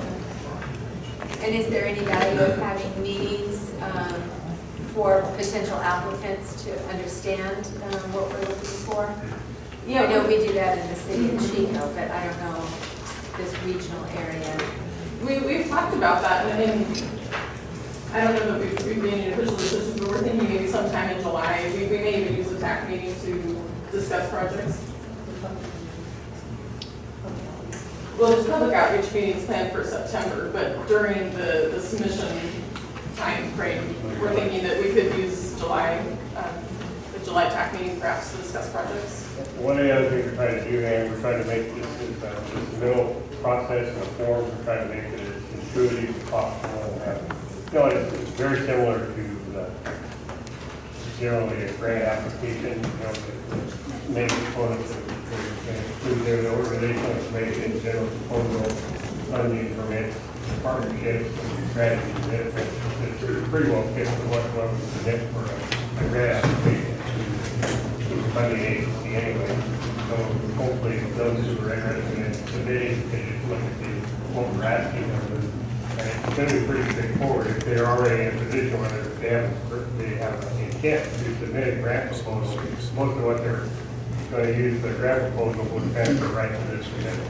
So that's how I appreciate that. I just want to make sure that everyone has the opportunity to know that these funds are available. Sure. Yeah. Well, there really isn't, I don't know if there's any funding available yet. Well, submission. Potential funding. Yeah, opportunity to be in the plan. And Vicki was just reminding me too that we have a list of potential participants that we would be sending this press release to, and anybody on the NSB RQM mailing list would get this press release. And as much as we can get it out further from the TAC representatives, we'll get it advertised better.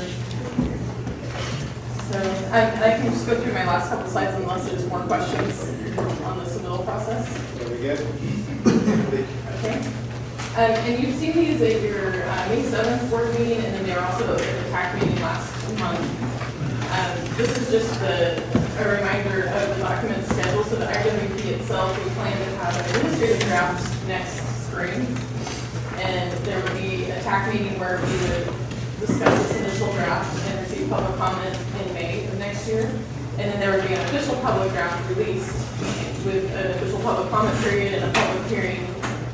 And that would go through the summer. And based on the public comments, there would be a final draft created in August of next year. And then that's the draft that the board would consider adopting in September. So just a reminder of the proposed schedule for the IRWP document itself. And then the pieces of the IRWP, there are the 16 elements that will be part of various chapters in the IRWP. And this is just a reminder of approximately when we intend to discuss these elements with the TAC and with the board. I do want to mention there's a couple changes on my slide from what I put in the packet. These are in your packet on page 43 and 44. It's just on goals and objectives, I just fixed it to say February through May. It did say April, and it took this extra month. And then the board input on content is June 2012 instead of May.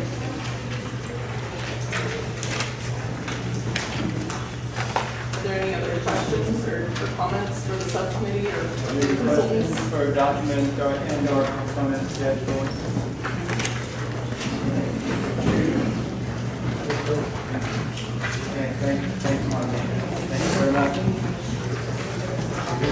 Meeting adjourned.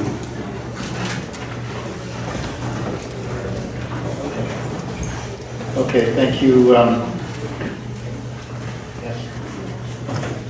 Do we have any public comment on the consultant's report?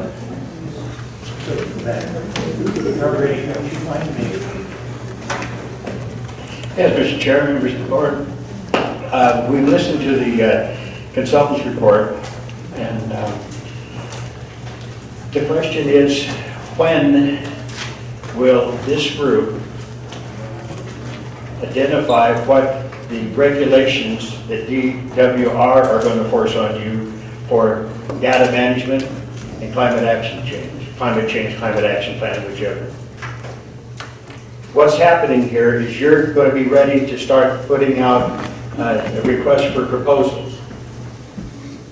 And let's say that some water district, Centerville, and Mr. Modi used to be on the Centerville board. Let's say Centerville decides they want a $500,000 tank to put in. So they decide, well, we're going to get into this IRWM plan, and we're going to see if we can get $500,000. And it's going to take about a year to go through the process, and then all of a sudden they say, well, man, we've got the money, dollar signs dancing before our very eyes. And then when they actually go to get the grant, which happens a lot of times, the check will be sitting here, but there's a form the DWR's got sitting over on the other side here. And that form will be pushed over to them, and that form will state that you must comply. If I could take a second to open my binder here, I will direct you. And one question was asked earlier, I'd like to ask it again now, if how many members of this board have read and studied and understand Proposition 84 guidelines. How many people have actually read it and understand it? I mean, we've read it and studied it. I know it fairly well through going through it. On page 73, it talks about, I'm sorry? It talks about for project level greenhouse gas emission assessments, a useful emissions reporting protocol has been developed by the World Resource Institute in cooperation with the World Business Council of Sustainable Development. Now, both these groups are going to be meeting down in Rio later this month. That's the United Nations meeting. That's Agenda 21. This protocol was used for a basis for CCAR, California Climate Action Registry. So we're going to have to, these people that are going to get these grants are going to have to comply with the California Climate Action Registry.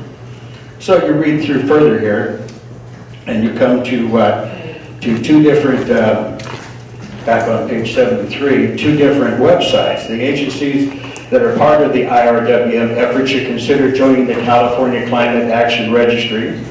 And there's two websites here. It's awfully funny, folks. I went to both those websites to check them out last night, and my antivirus said, nope, you're not going there. So I got to checking of what the antivirus was talking about, and it's the black hole exploitation, I'm not pronouncing it correctly, kit. In other words, it's exploitation, thank you, sir. Exploitation kit. So you can't get there. So here it is, if you're recommended to join something, okay, Centerville's going to have to join this CCAR. So I went to look at these sites, and there's a virus there. And it's pretty bad one because it was #1 on the list. So that right there was a start.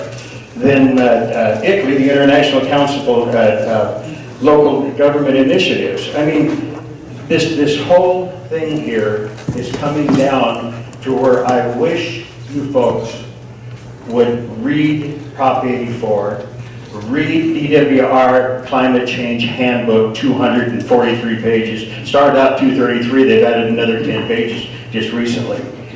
So start reading what's going on, because if you do, and I know some of you, I'm sorry to say this, but don't look interested, but gosh, God, if you'll read it, you're going to start understanding where, and I'm not pointing, I don't mean to point, but if you'll read it, you'll understand what I'm talking about. And granted, it's dollars. We've got dollar signs in front of us, but my gosh, we've got to do something different than what we're doing. Do I want this group to stay? Yeah, I'd like to see it stay. I'd like to forget the IRWM plan. Yeah.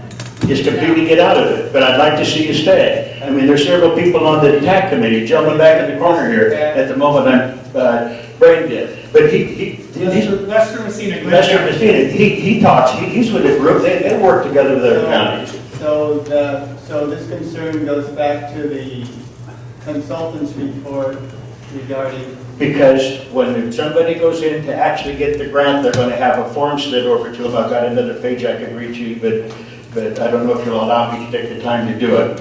But let me read one little section here. This is table 7, on page 74, climate change criteria. First solicitation. Successful grantee must enter into an agreement with DWR to update their IRWM plan to the IRWM plan standards contained in this document within 2 years of entering into an agreement with DWR. Water Code 83002, little b, 3, big B. This includes the climate change standards. All applicants, as part of the application, must submit a signed consent form stating they understand that should they be awarded a grant, they will sign an agreement. This is the second thing they've got to sign, to update their plans within 2 years from the time of the agreement. And these plans will be growing as they go. DWR has already told us that. The meeting that I had with Mr. McManus. So this thing is going to grow and it's going to get out of hand. So folks, please, I'm asking as a favor. Eric Gadd is asking you as a favor, read Prop 84 and take a look at the DWR Climate Change Handbook. When you do, if it doesn't raise the hair on the back of your neck, I'll tell you one thing, something's wrong. Thank you very much. Way to go, Eric.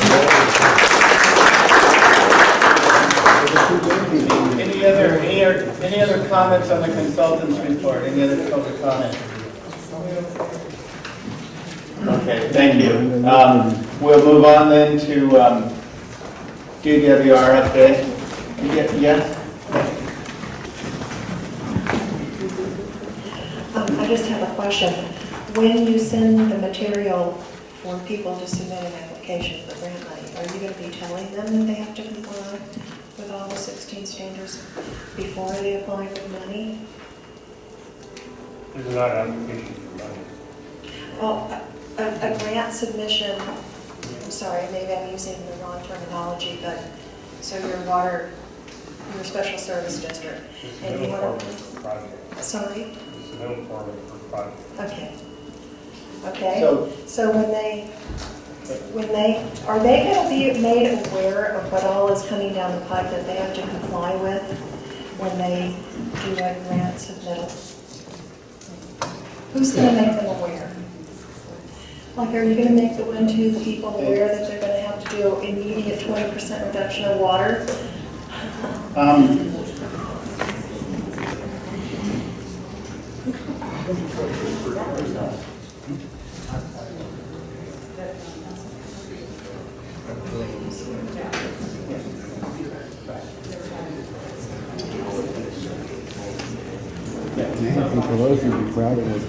That information should be in the grant form. Okay. You will put it in there, is that what you're saying? The information should be in the grant form. Gosh, guys. And it's coming from the state, it's not coming from us. We are only looking at the programs and prioritizing.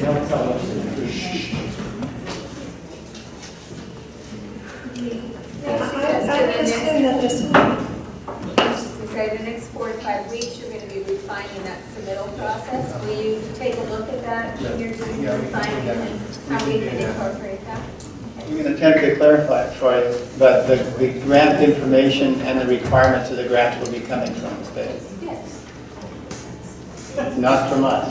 Okay, if your whole role is to serve for our 6 counties to get money for water projects, to get money from the state, which came from us to begin with. Get our money And back. why wouldn't you be the last gap if you're going to be sitting in meetings to review these project applications, and you're going to say yes or no, thumbs up, thumbs down, aren't you? Wouldn't you see it as part of your role to inform them to the extent possible of what they have to comply with before they go through all the gyrations of applying? Thank you. Thank you. Mr. Chairman? Yes. Just a question for staff. So when people make these submissions, aren't they submitting a project to be put into the plan? They're not making a grant application. Right, they're putting a project in the plan, we'll be prioritizing the plans, the projects based on the way we put our plan together. Yeah, so they're not going to be making a grant application when they submit this form, right? I didn't hear you, sir. Could you speak up? What I asked staff is that they're not making a grant application. They're making a request to have one of their projects put into our IRWMP plan. So they're not making a grant application when they make this submittal. I just want to clarify that.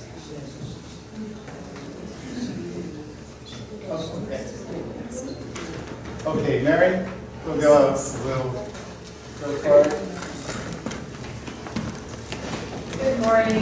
Lee asked me to keep this short, so I think you all have, without the agenda packets, my PWR page that has links in it. A couple of things I wanted to mention. Jake was kind enough to tell me that the Bay Delta Conservation Plan public meeting that was scheduled for June 7th has been moved to June 20th.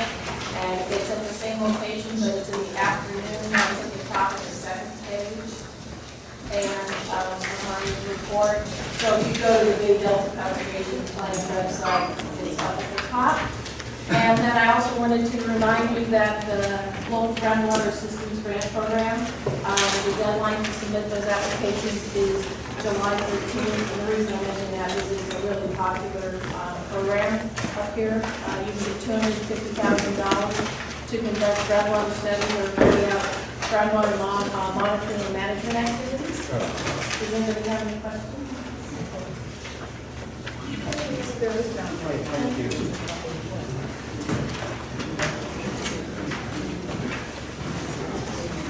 All right, moving along. Board member reminders, same stuff, conflict of interest. Anybody have suggestions for agenda items on the next board? I don't know for additions, but I suggest you take them or leave them off. And if you need to individually remind some people that haven't done shit, but they're off. That's been on there for a while. That's a good idea. Thank you. We will do that. Okay, board member comments and updates. Anybody, any comments, general updates from the board? Yes, sir. Yeah, I did have one comment. I just want to make the board aware on the flood control FEMA standpoint. A new coalition has been formed called the Agricultural Floodplain Management Alliance. Right now we have 27 members, including a lot of different counties, farm bureaus, reclamation districts, all towards the goal of informing FEMA's National Flood Insurance Program regulations on what you can build in an agricultural rural floodplain, and also addressing the insurance, the drastic insurance rate increases that happen when you get remapped to the floodplain. I think Butte County is involved, and I know Tehama County is interested, and I wanted to make you guys aware of it, and you guys can sign up with us as well. I think Calusa is involved. Well, yeah, Denise Carter's on the executive committee. And Glenn, obviously, so we want to get everybody on board. Anybody that maybe wants more information or wants to find out how to get more involved in that process. It's also open to private landowners to be involved as well. So, Floodplain Alliance? Yeah, Agricultural Floodplain Management Alliance. AFMA for short. Could you say it one more time, sir? Agricultural Floodplain Management Alliance. Thank you.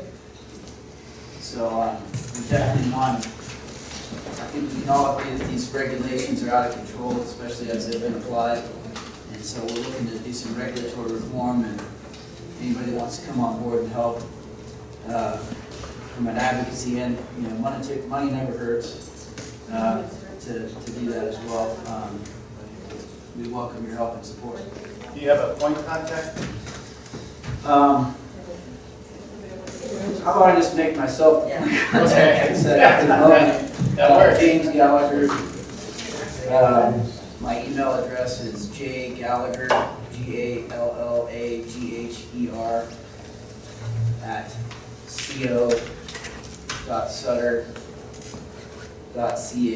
@co.sutter.ca.us.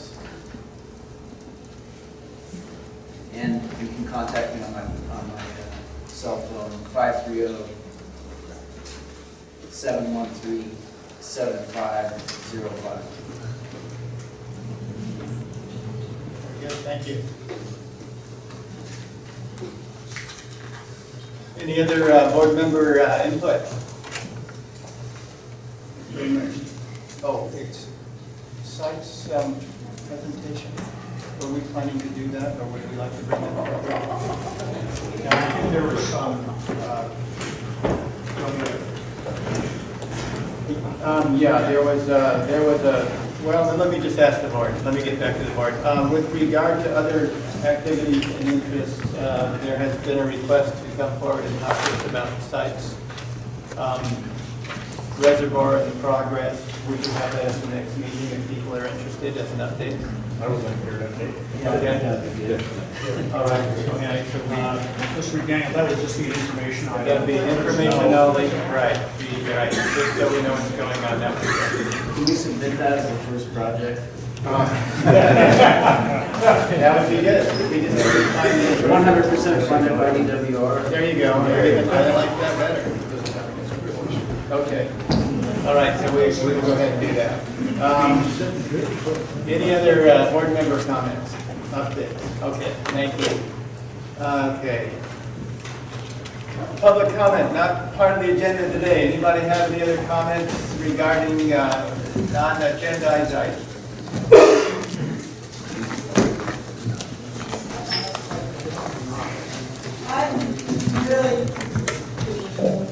I'm new to attending these meetings, so I apologize if everybody already knows this, but where is all this money coming from? I mean, the federal government is how many trillion in debt? The state of California is how many billion? 19 billion. Billion. I mean, I can see the need is there. We all need money. But where is it? I mean, does it come from us? Get out your wallet. I'm having enough trouble with taking care of it. And mine is water. I think the short answer is we have we have money available to put this plan together, and should funding be available in the future, then the projects and the like that we identify as priority could be funded.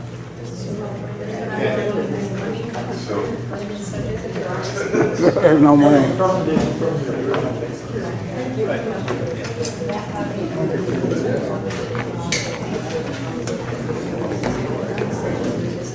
I would just like to say, how come we weren't allowed to vote on the changes on the Indians being put into the golden injection? Why we weren't allowed to discuss or talk about that? Because I have a strange feeling since I've been involved in some of the water projects up north that they use the Indian affairs as a wedge between us again. And so I know we're not supposed to talk it because it was on the agenda today. So I won't go on any further, but I just object to not being able to discuss that when it was brought up. Thank you.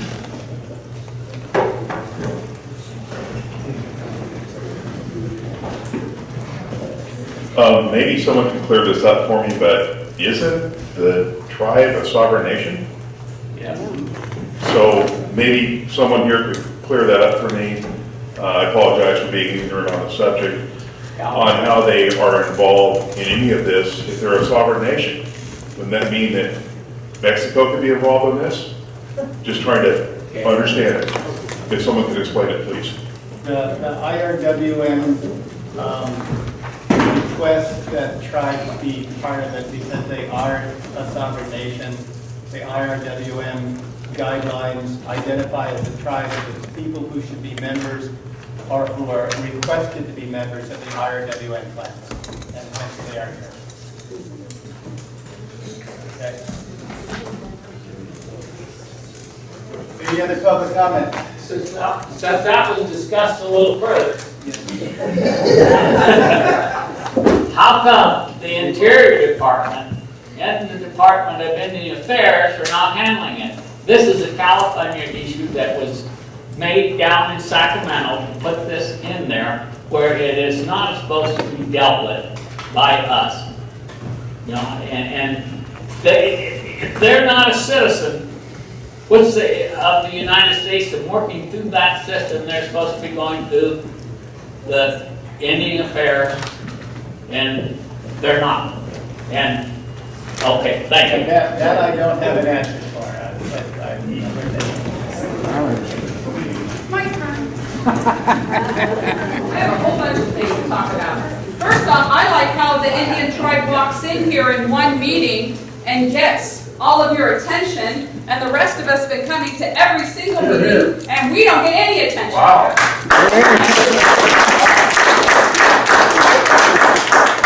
Then my daughter comes, who's 22, a graduate, bachelor's degree, going on doing other things, graduate stuff. She says, "Where's your integrity? Where is your integrity, people?" She's 22 years old, and she understands that there's no integrity here. You're thinking about yourselves, your county, and Sutter. You really have a lot of nerve, considering you guys are out bidding and trying to get money out of Prop 84. If you go on the computer, they're already out as of January trying to get Prop 84 money.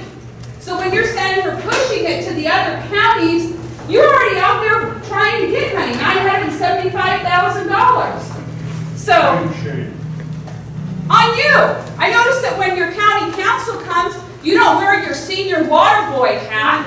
I was kind of offended about that. It's a serious issue. I understand it's kind of funny, but it's a serious issue for the rest of us. So when county council's here, I appreciate you didn't wear your water boy hat. Also, on Prop 84, you talk about sites. Well, then we're going to have a lot of talking because my family owns, 800 and some acres that they want to take for the Sykes Reservoir. So I guess we'll be talking about that. But I've read Prop 84. There's nothing in there that talks about water storage. So how are you going to do that? How are you going to do it when it's not in 84? All the wordsmithing you guys have done with the TAC is insignificant to what the voters voted on. They're the ones who matter because we pay. And we pay out of the general fund, everyone. 5% interest. All the interest comes from the general fund to the tune of $350 million per year for 30 years. But you know what? This morning my husband did something that we should have all done a long time ago. He called the television station. Because I think it's time that the other 600,000 people in your counties know what you all are up to. None of you guys want to admit whether or not you read Prop 84. You're hiding underneath the table. Well, I've read it, and I want to know why you haven't too. And why you haven't read Agenda 21. I realize it's 700 pages, 40 chapters, but holy moly, people, we're in for a world of hurt, and you better understand it. You sitting up here, you're actually trying to play God, and it's shameful. And I agree with my 22-year-old daughter. Get some integrity. There goes the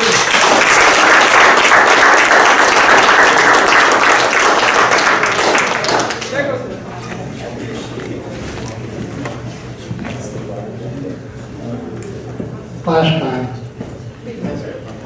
let's go back in history. Prop 84 is the newest. Prop 50 preceded it. We could go back before Prop 50. Let's look at treaty rights for California Indians.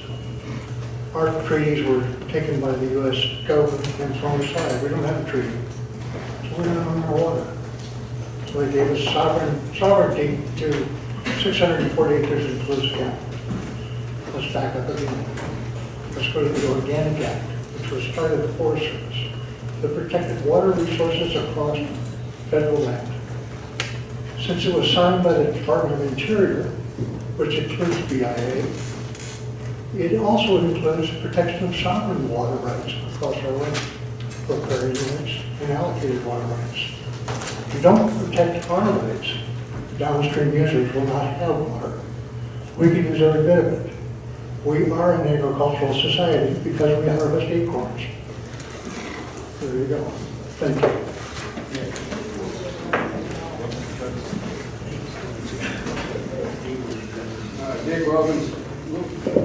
Dick Wilkinson, Redding, California. A few months ago, Speaker of the House at that time, Nancy Pelosi, said, we've got to pass this health care bill so we can find out what's in it. If she was here right now, she'd be very proud of every one of you sitting at this table.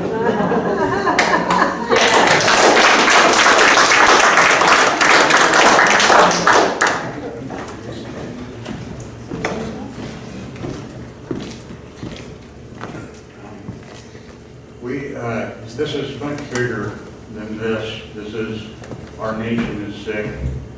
Our 16 trillion in debt. Our state is sick. Of course, there's no money to take care of these projects and stuff. So really, the root of the problem is who we have representing ourselves in our legislatures, in our Congress, and there's a lot of work to be done.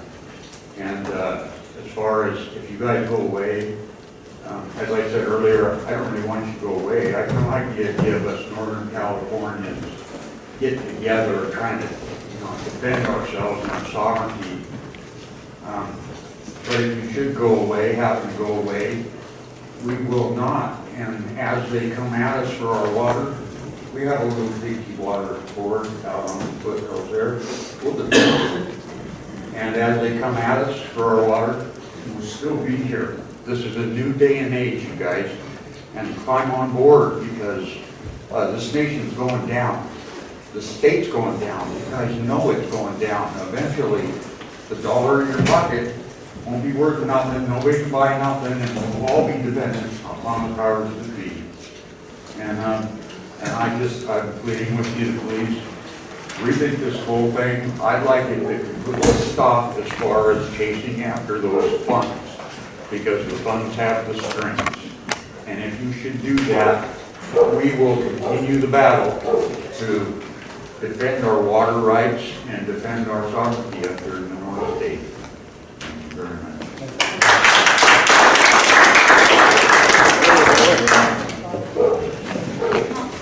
I've listened to several of the speakers, all of them actually, they've just spoke. And I agree in most part with everything that was said. But again, I would like to, what's the matter? What's going on? None of your business.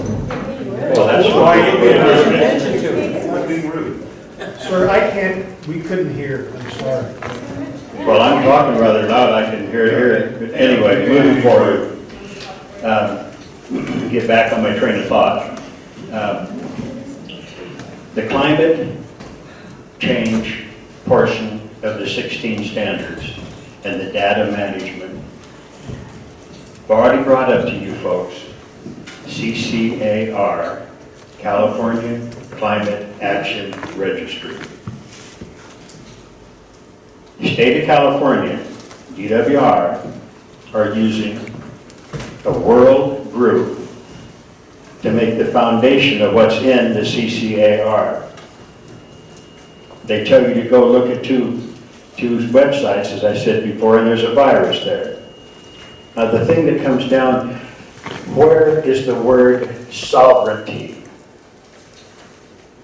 We shouldn't have to be sitting here talking to you folks about this. We ought to be all in the same mind. Are we going to give our sovereignty up? This is the United States of America. Are we going to give our sovereignty up? Are we going to fight for the Constitution of California and the Constitution of the United States of America? Yes. Or are we going to turn around and, quiet folks, please. Are we going to turn around and are we going to stand? I mean, dang it, make a stand. I plan on making a stand on this issue. I'm not done with it yet. You folks are moving forward. I do not want you to disband, but I do want you to get out of the IRMW and out of Department of Water Resources. Because you folks, as I said before, have worked together. Some of your counties are working together right now. It's working just fine. We don't need to put our neck in a noose that's going to destroy us with climate change and this climate stuff that's coming down the pike. And DWR has already said that it compounds, they're going to keep adding right onto it. Mr. McManus, to my ears, I heard it. I know what's coming. Maybe you folks need to have a meeting with him and talk and see exactly where they're coming from. There's too many loopholes in what's going on. And if you have not read, like I said before, Prop 84 guidelines, you've got to read them and read them in a point, not because Eric had told you to, but because it's a good idea to understand what's in there. But climate change is going to take our economy. We don't have an economy. Last year, the legislature, oh yeah, we got a budget. We got that thing passed. We got a budget. 2 months later, there were $6 billion in the hole. What is it up to now? 14 billion in the hole? See, they can't even, the legislature and the governor can't even put a budget together to run our beautiful state. So we're going to add cap and trade, climate action. I know some of you are really bored, but climate action and the rest of it. And I think you need to look at it. That's what we've been asking you to do, to look at it. And like I said, I'll be one more time and I'll sit down and be quiet. I don't want to see you guys disband, but I don't want you in the IRMW plan. Thank you.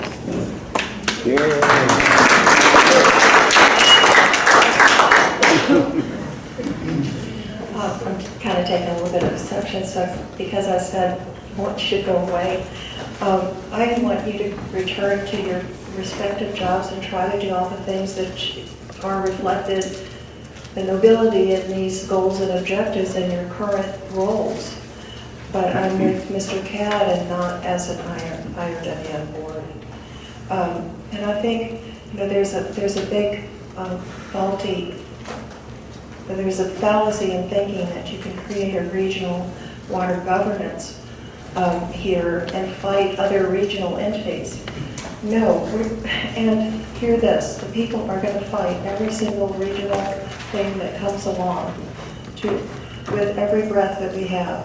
So it's not a fair thing to say, well, we need to do this because we need to stand up to all these other regional things, if in fact that's what you're saying. It's not going to work. Then it's going to be, I believe, I have good faith in the expertise that's represented here, that you can fulfill these goals and objectives in your current positions. And if you need help from us, we'll be there to help you. And if the state comes after us, and you think that this board is going to be able to fight back the state, I don't think so. We rely on our local city and county government to protect us from the state. The whole Constitution, the U.S. Constitution and the state Constitution are to define those rules for the people against the government. So that's what we want you to do, is to fight against things that are unfair and not constitutional. Thank you.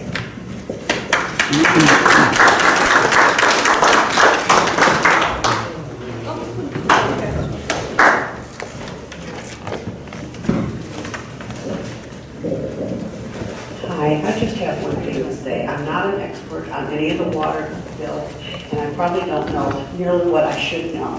However, one of the things that I've heard many people say, Obama does not listen to the people.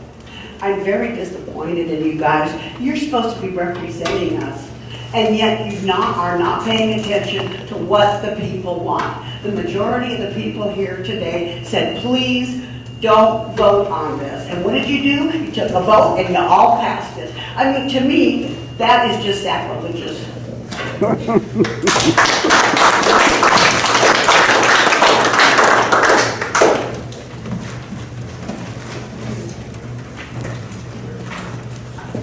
I just have a question for each one of you. I kind of want to know where we stand.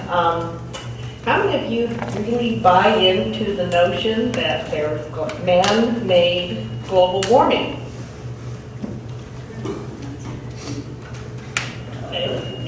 she believes that it's man-made, right? Have you ever looked into other theories and philosophies? Because you know there's been a great debunking of that. And I have here an article out of the Wall Street Journal saying in 10 years there's no sign of global warming.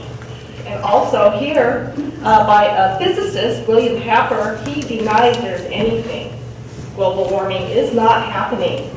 Make yourself available of the other alternative, because when you agree to get involved in the integrated regional water management plan, you also take on the climate change part of it and the sustainable cities part of it, and it's all based on faulty science. This book here, written by a meteorologist, is an excellent book that tells you why the global warming theorists want this perpetrated on the society, and it's because they're getting money for it. They want global warming to be happening, and it's not.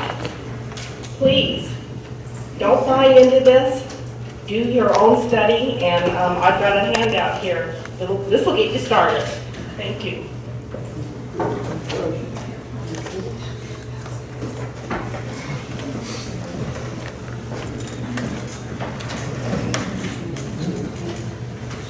Any other public comment today? Yeah.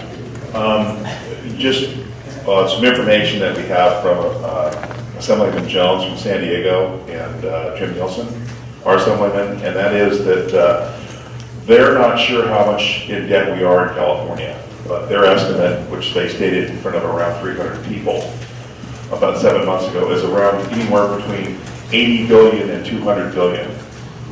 So what Mr. McDaniel said probably had a little bit more teeth than a lot of this stuff, and that is that we will apply for money if there is money. And so it's sort of like, apply for money if there is money, we'll do this if we can do this, yet as a taxpayer, and you guys are taxpayers too, I see everybody spending their money on, we have $1 million here, we have money here today, we have money we're spending on everything, it's the time when you guys can be in your counties doing stuff. It just really is kind of hard to figure out what it is you can do. Mr. Gallagher, I guess that's true that you've already put an application in for this money in January? Southern County. Oh, Southern County already did. Okay, so he has a dog in the hunt. And one other thing too, I mean, and I'm sure that everybody here, Mr. Weinberg made a good point about being civil. And I would appreciate it if there wouldn't be talking back and forth and little comments and little things like that, because the rudeness is really unprofessional. And, you know, and I understand emotions get carried away. But the thing is that if you're going to preach that, then do it. And that's it. Thank you. I just wanted to say something about Southern County. So I represent a community called Robbins in the Southern Basin. It's got about 100 people in it, okay? It's got a sewer system that's failing. And it doesn't meet standards. And they're facing getting fined $25,000 a day if they don't fix the system. Federally? Is that federally? State. State. So the state people are going to give us this money, right? Yeah. Oh. So that's my problem. I got a community that's facing that problem, right? We went through and we applied for money to fix that system, put a new wastewater treatment system in there. That's going to be done. I could have just sat by and said, well, no, I'm not going to do anything about that. Sorry, guys. Good luck to you. Figure it out on your own. But no, because integrity is about responsibility too.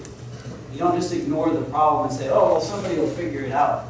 You get together, you find a solution, you find the way. Let's do that here. That's what we're here for. If you guys want to be part of the solution, be part of the solution. It's easy to be a critic. I could do that any day. I can go to any meeting and say why everybody's doing it the wrong way. But it takes leadership and it takes integrity to be a leader and be part of the process. That's what we're here for. If you guys want to be part of that, I want to be part of that too. I'm ready to listen to you. I'm ready to try and work with you. Let's get a regional plan that works for us in Northern California. That's why I'm here. That's why I take time away from my family, away from my work to be here, okay? You're not the only person who took time away from their family. You're not the only person who's put hours into this. There are people in this room that have put, excuse me, I didn't interrupt you, sir. There's plenty of people in this room that have put in lots of time on this, more so than I would say some of the people in this room here. I know that for a fact that my wife has put in sometimes 40 and 50 hours a week on the computer. So I understand what's going on here, and I believe in integrity. And I think it's very honorable of you doing this. If you heard your own words, you're being fined by the same people you want to get money from. I mean, stop and think about what's going on. And also, as far as Proposition 84 goes, I know you guys don't have to tell us if you've read it or not, and that's okay, you know. But one of the comments you made, sir, was that if it's in the proposition, which means if it was in there and you read it, you know it, you made that comment a little bit earlier today, and so... I did not say if it was in the... Then you read it. When did I say that? Then you read it. Okay, so the thing is that if in fact we're going to take money from the same people who are going after us, then what's the sense in that?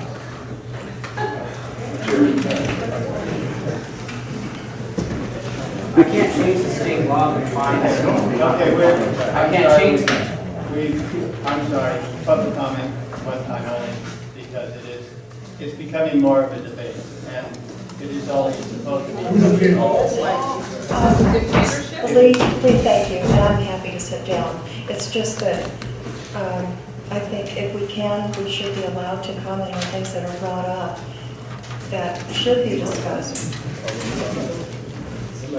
I have every sympathy with your situation, and that sounds like a very viable thing to do, is to apply for this money. I don't think there would be anybody here in this room, if you ask them, would they be sympathetic to the 100 people there? We are. We're also sympathetic to the Wintu Indian situation. It sounds horrible. I wouldn't want that to be my problem. But the way, there's so much infinite wisdom that I'm not even the best qualified to go into about how we're organized. Really, that situation should be solved to the best ability within your county. And if the county can't do it, we just don't want to see, I'm hoping I'm representing people correctly here, we don't want a loss of our power to regional governments, such as the IRMWP, in order to get money for isolated things that are going to be competed for, that if you could just raise the money in your own county. It's like, why should we build a bridge in New York City? Okay, thank you. Thank you. Thank you. Okay. Get tired getting hammered. We're going to move on. Next meeting, we are planning September will be the next meeting. Okay, so September, let me get that down. It'll be September it'll be September the 10th rather than the 3rd, that being Labor Day. That's consistent with the bylaws, we say the first holiday, Monday. Okay, thank you. So September 10, mark your calendars, everybody, 9 a.m. Same time, same place. We have any correspondence or additional communication? None? Okay, based on that, thank you very much for coming, and we will see you again in September. The meeting is adjourned. Okay, that's it. It is done.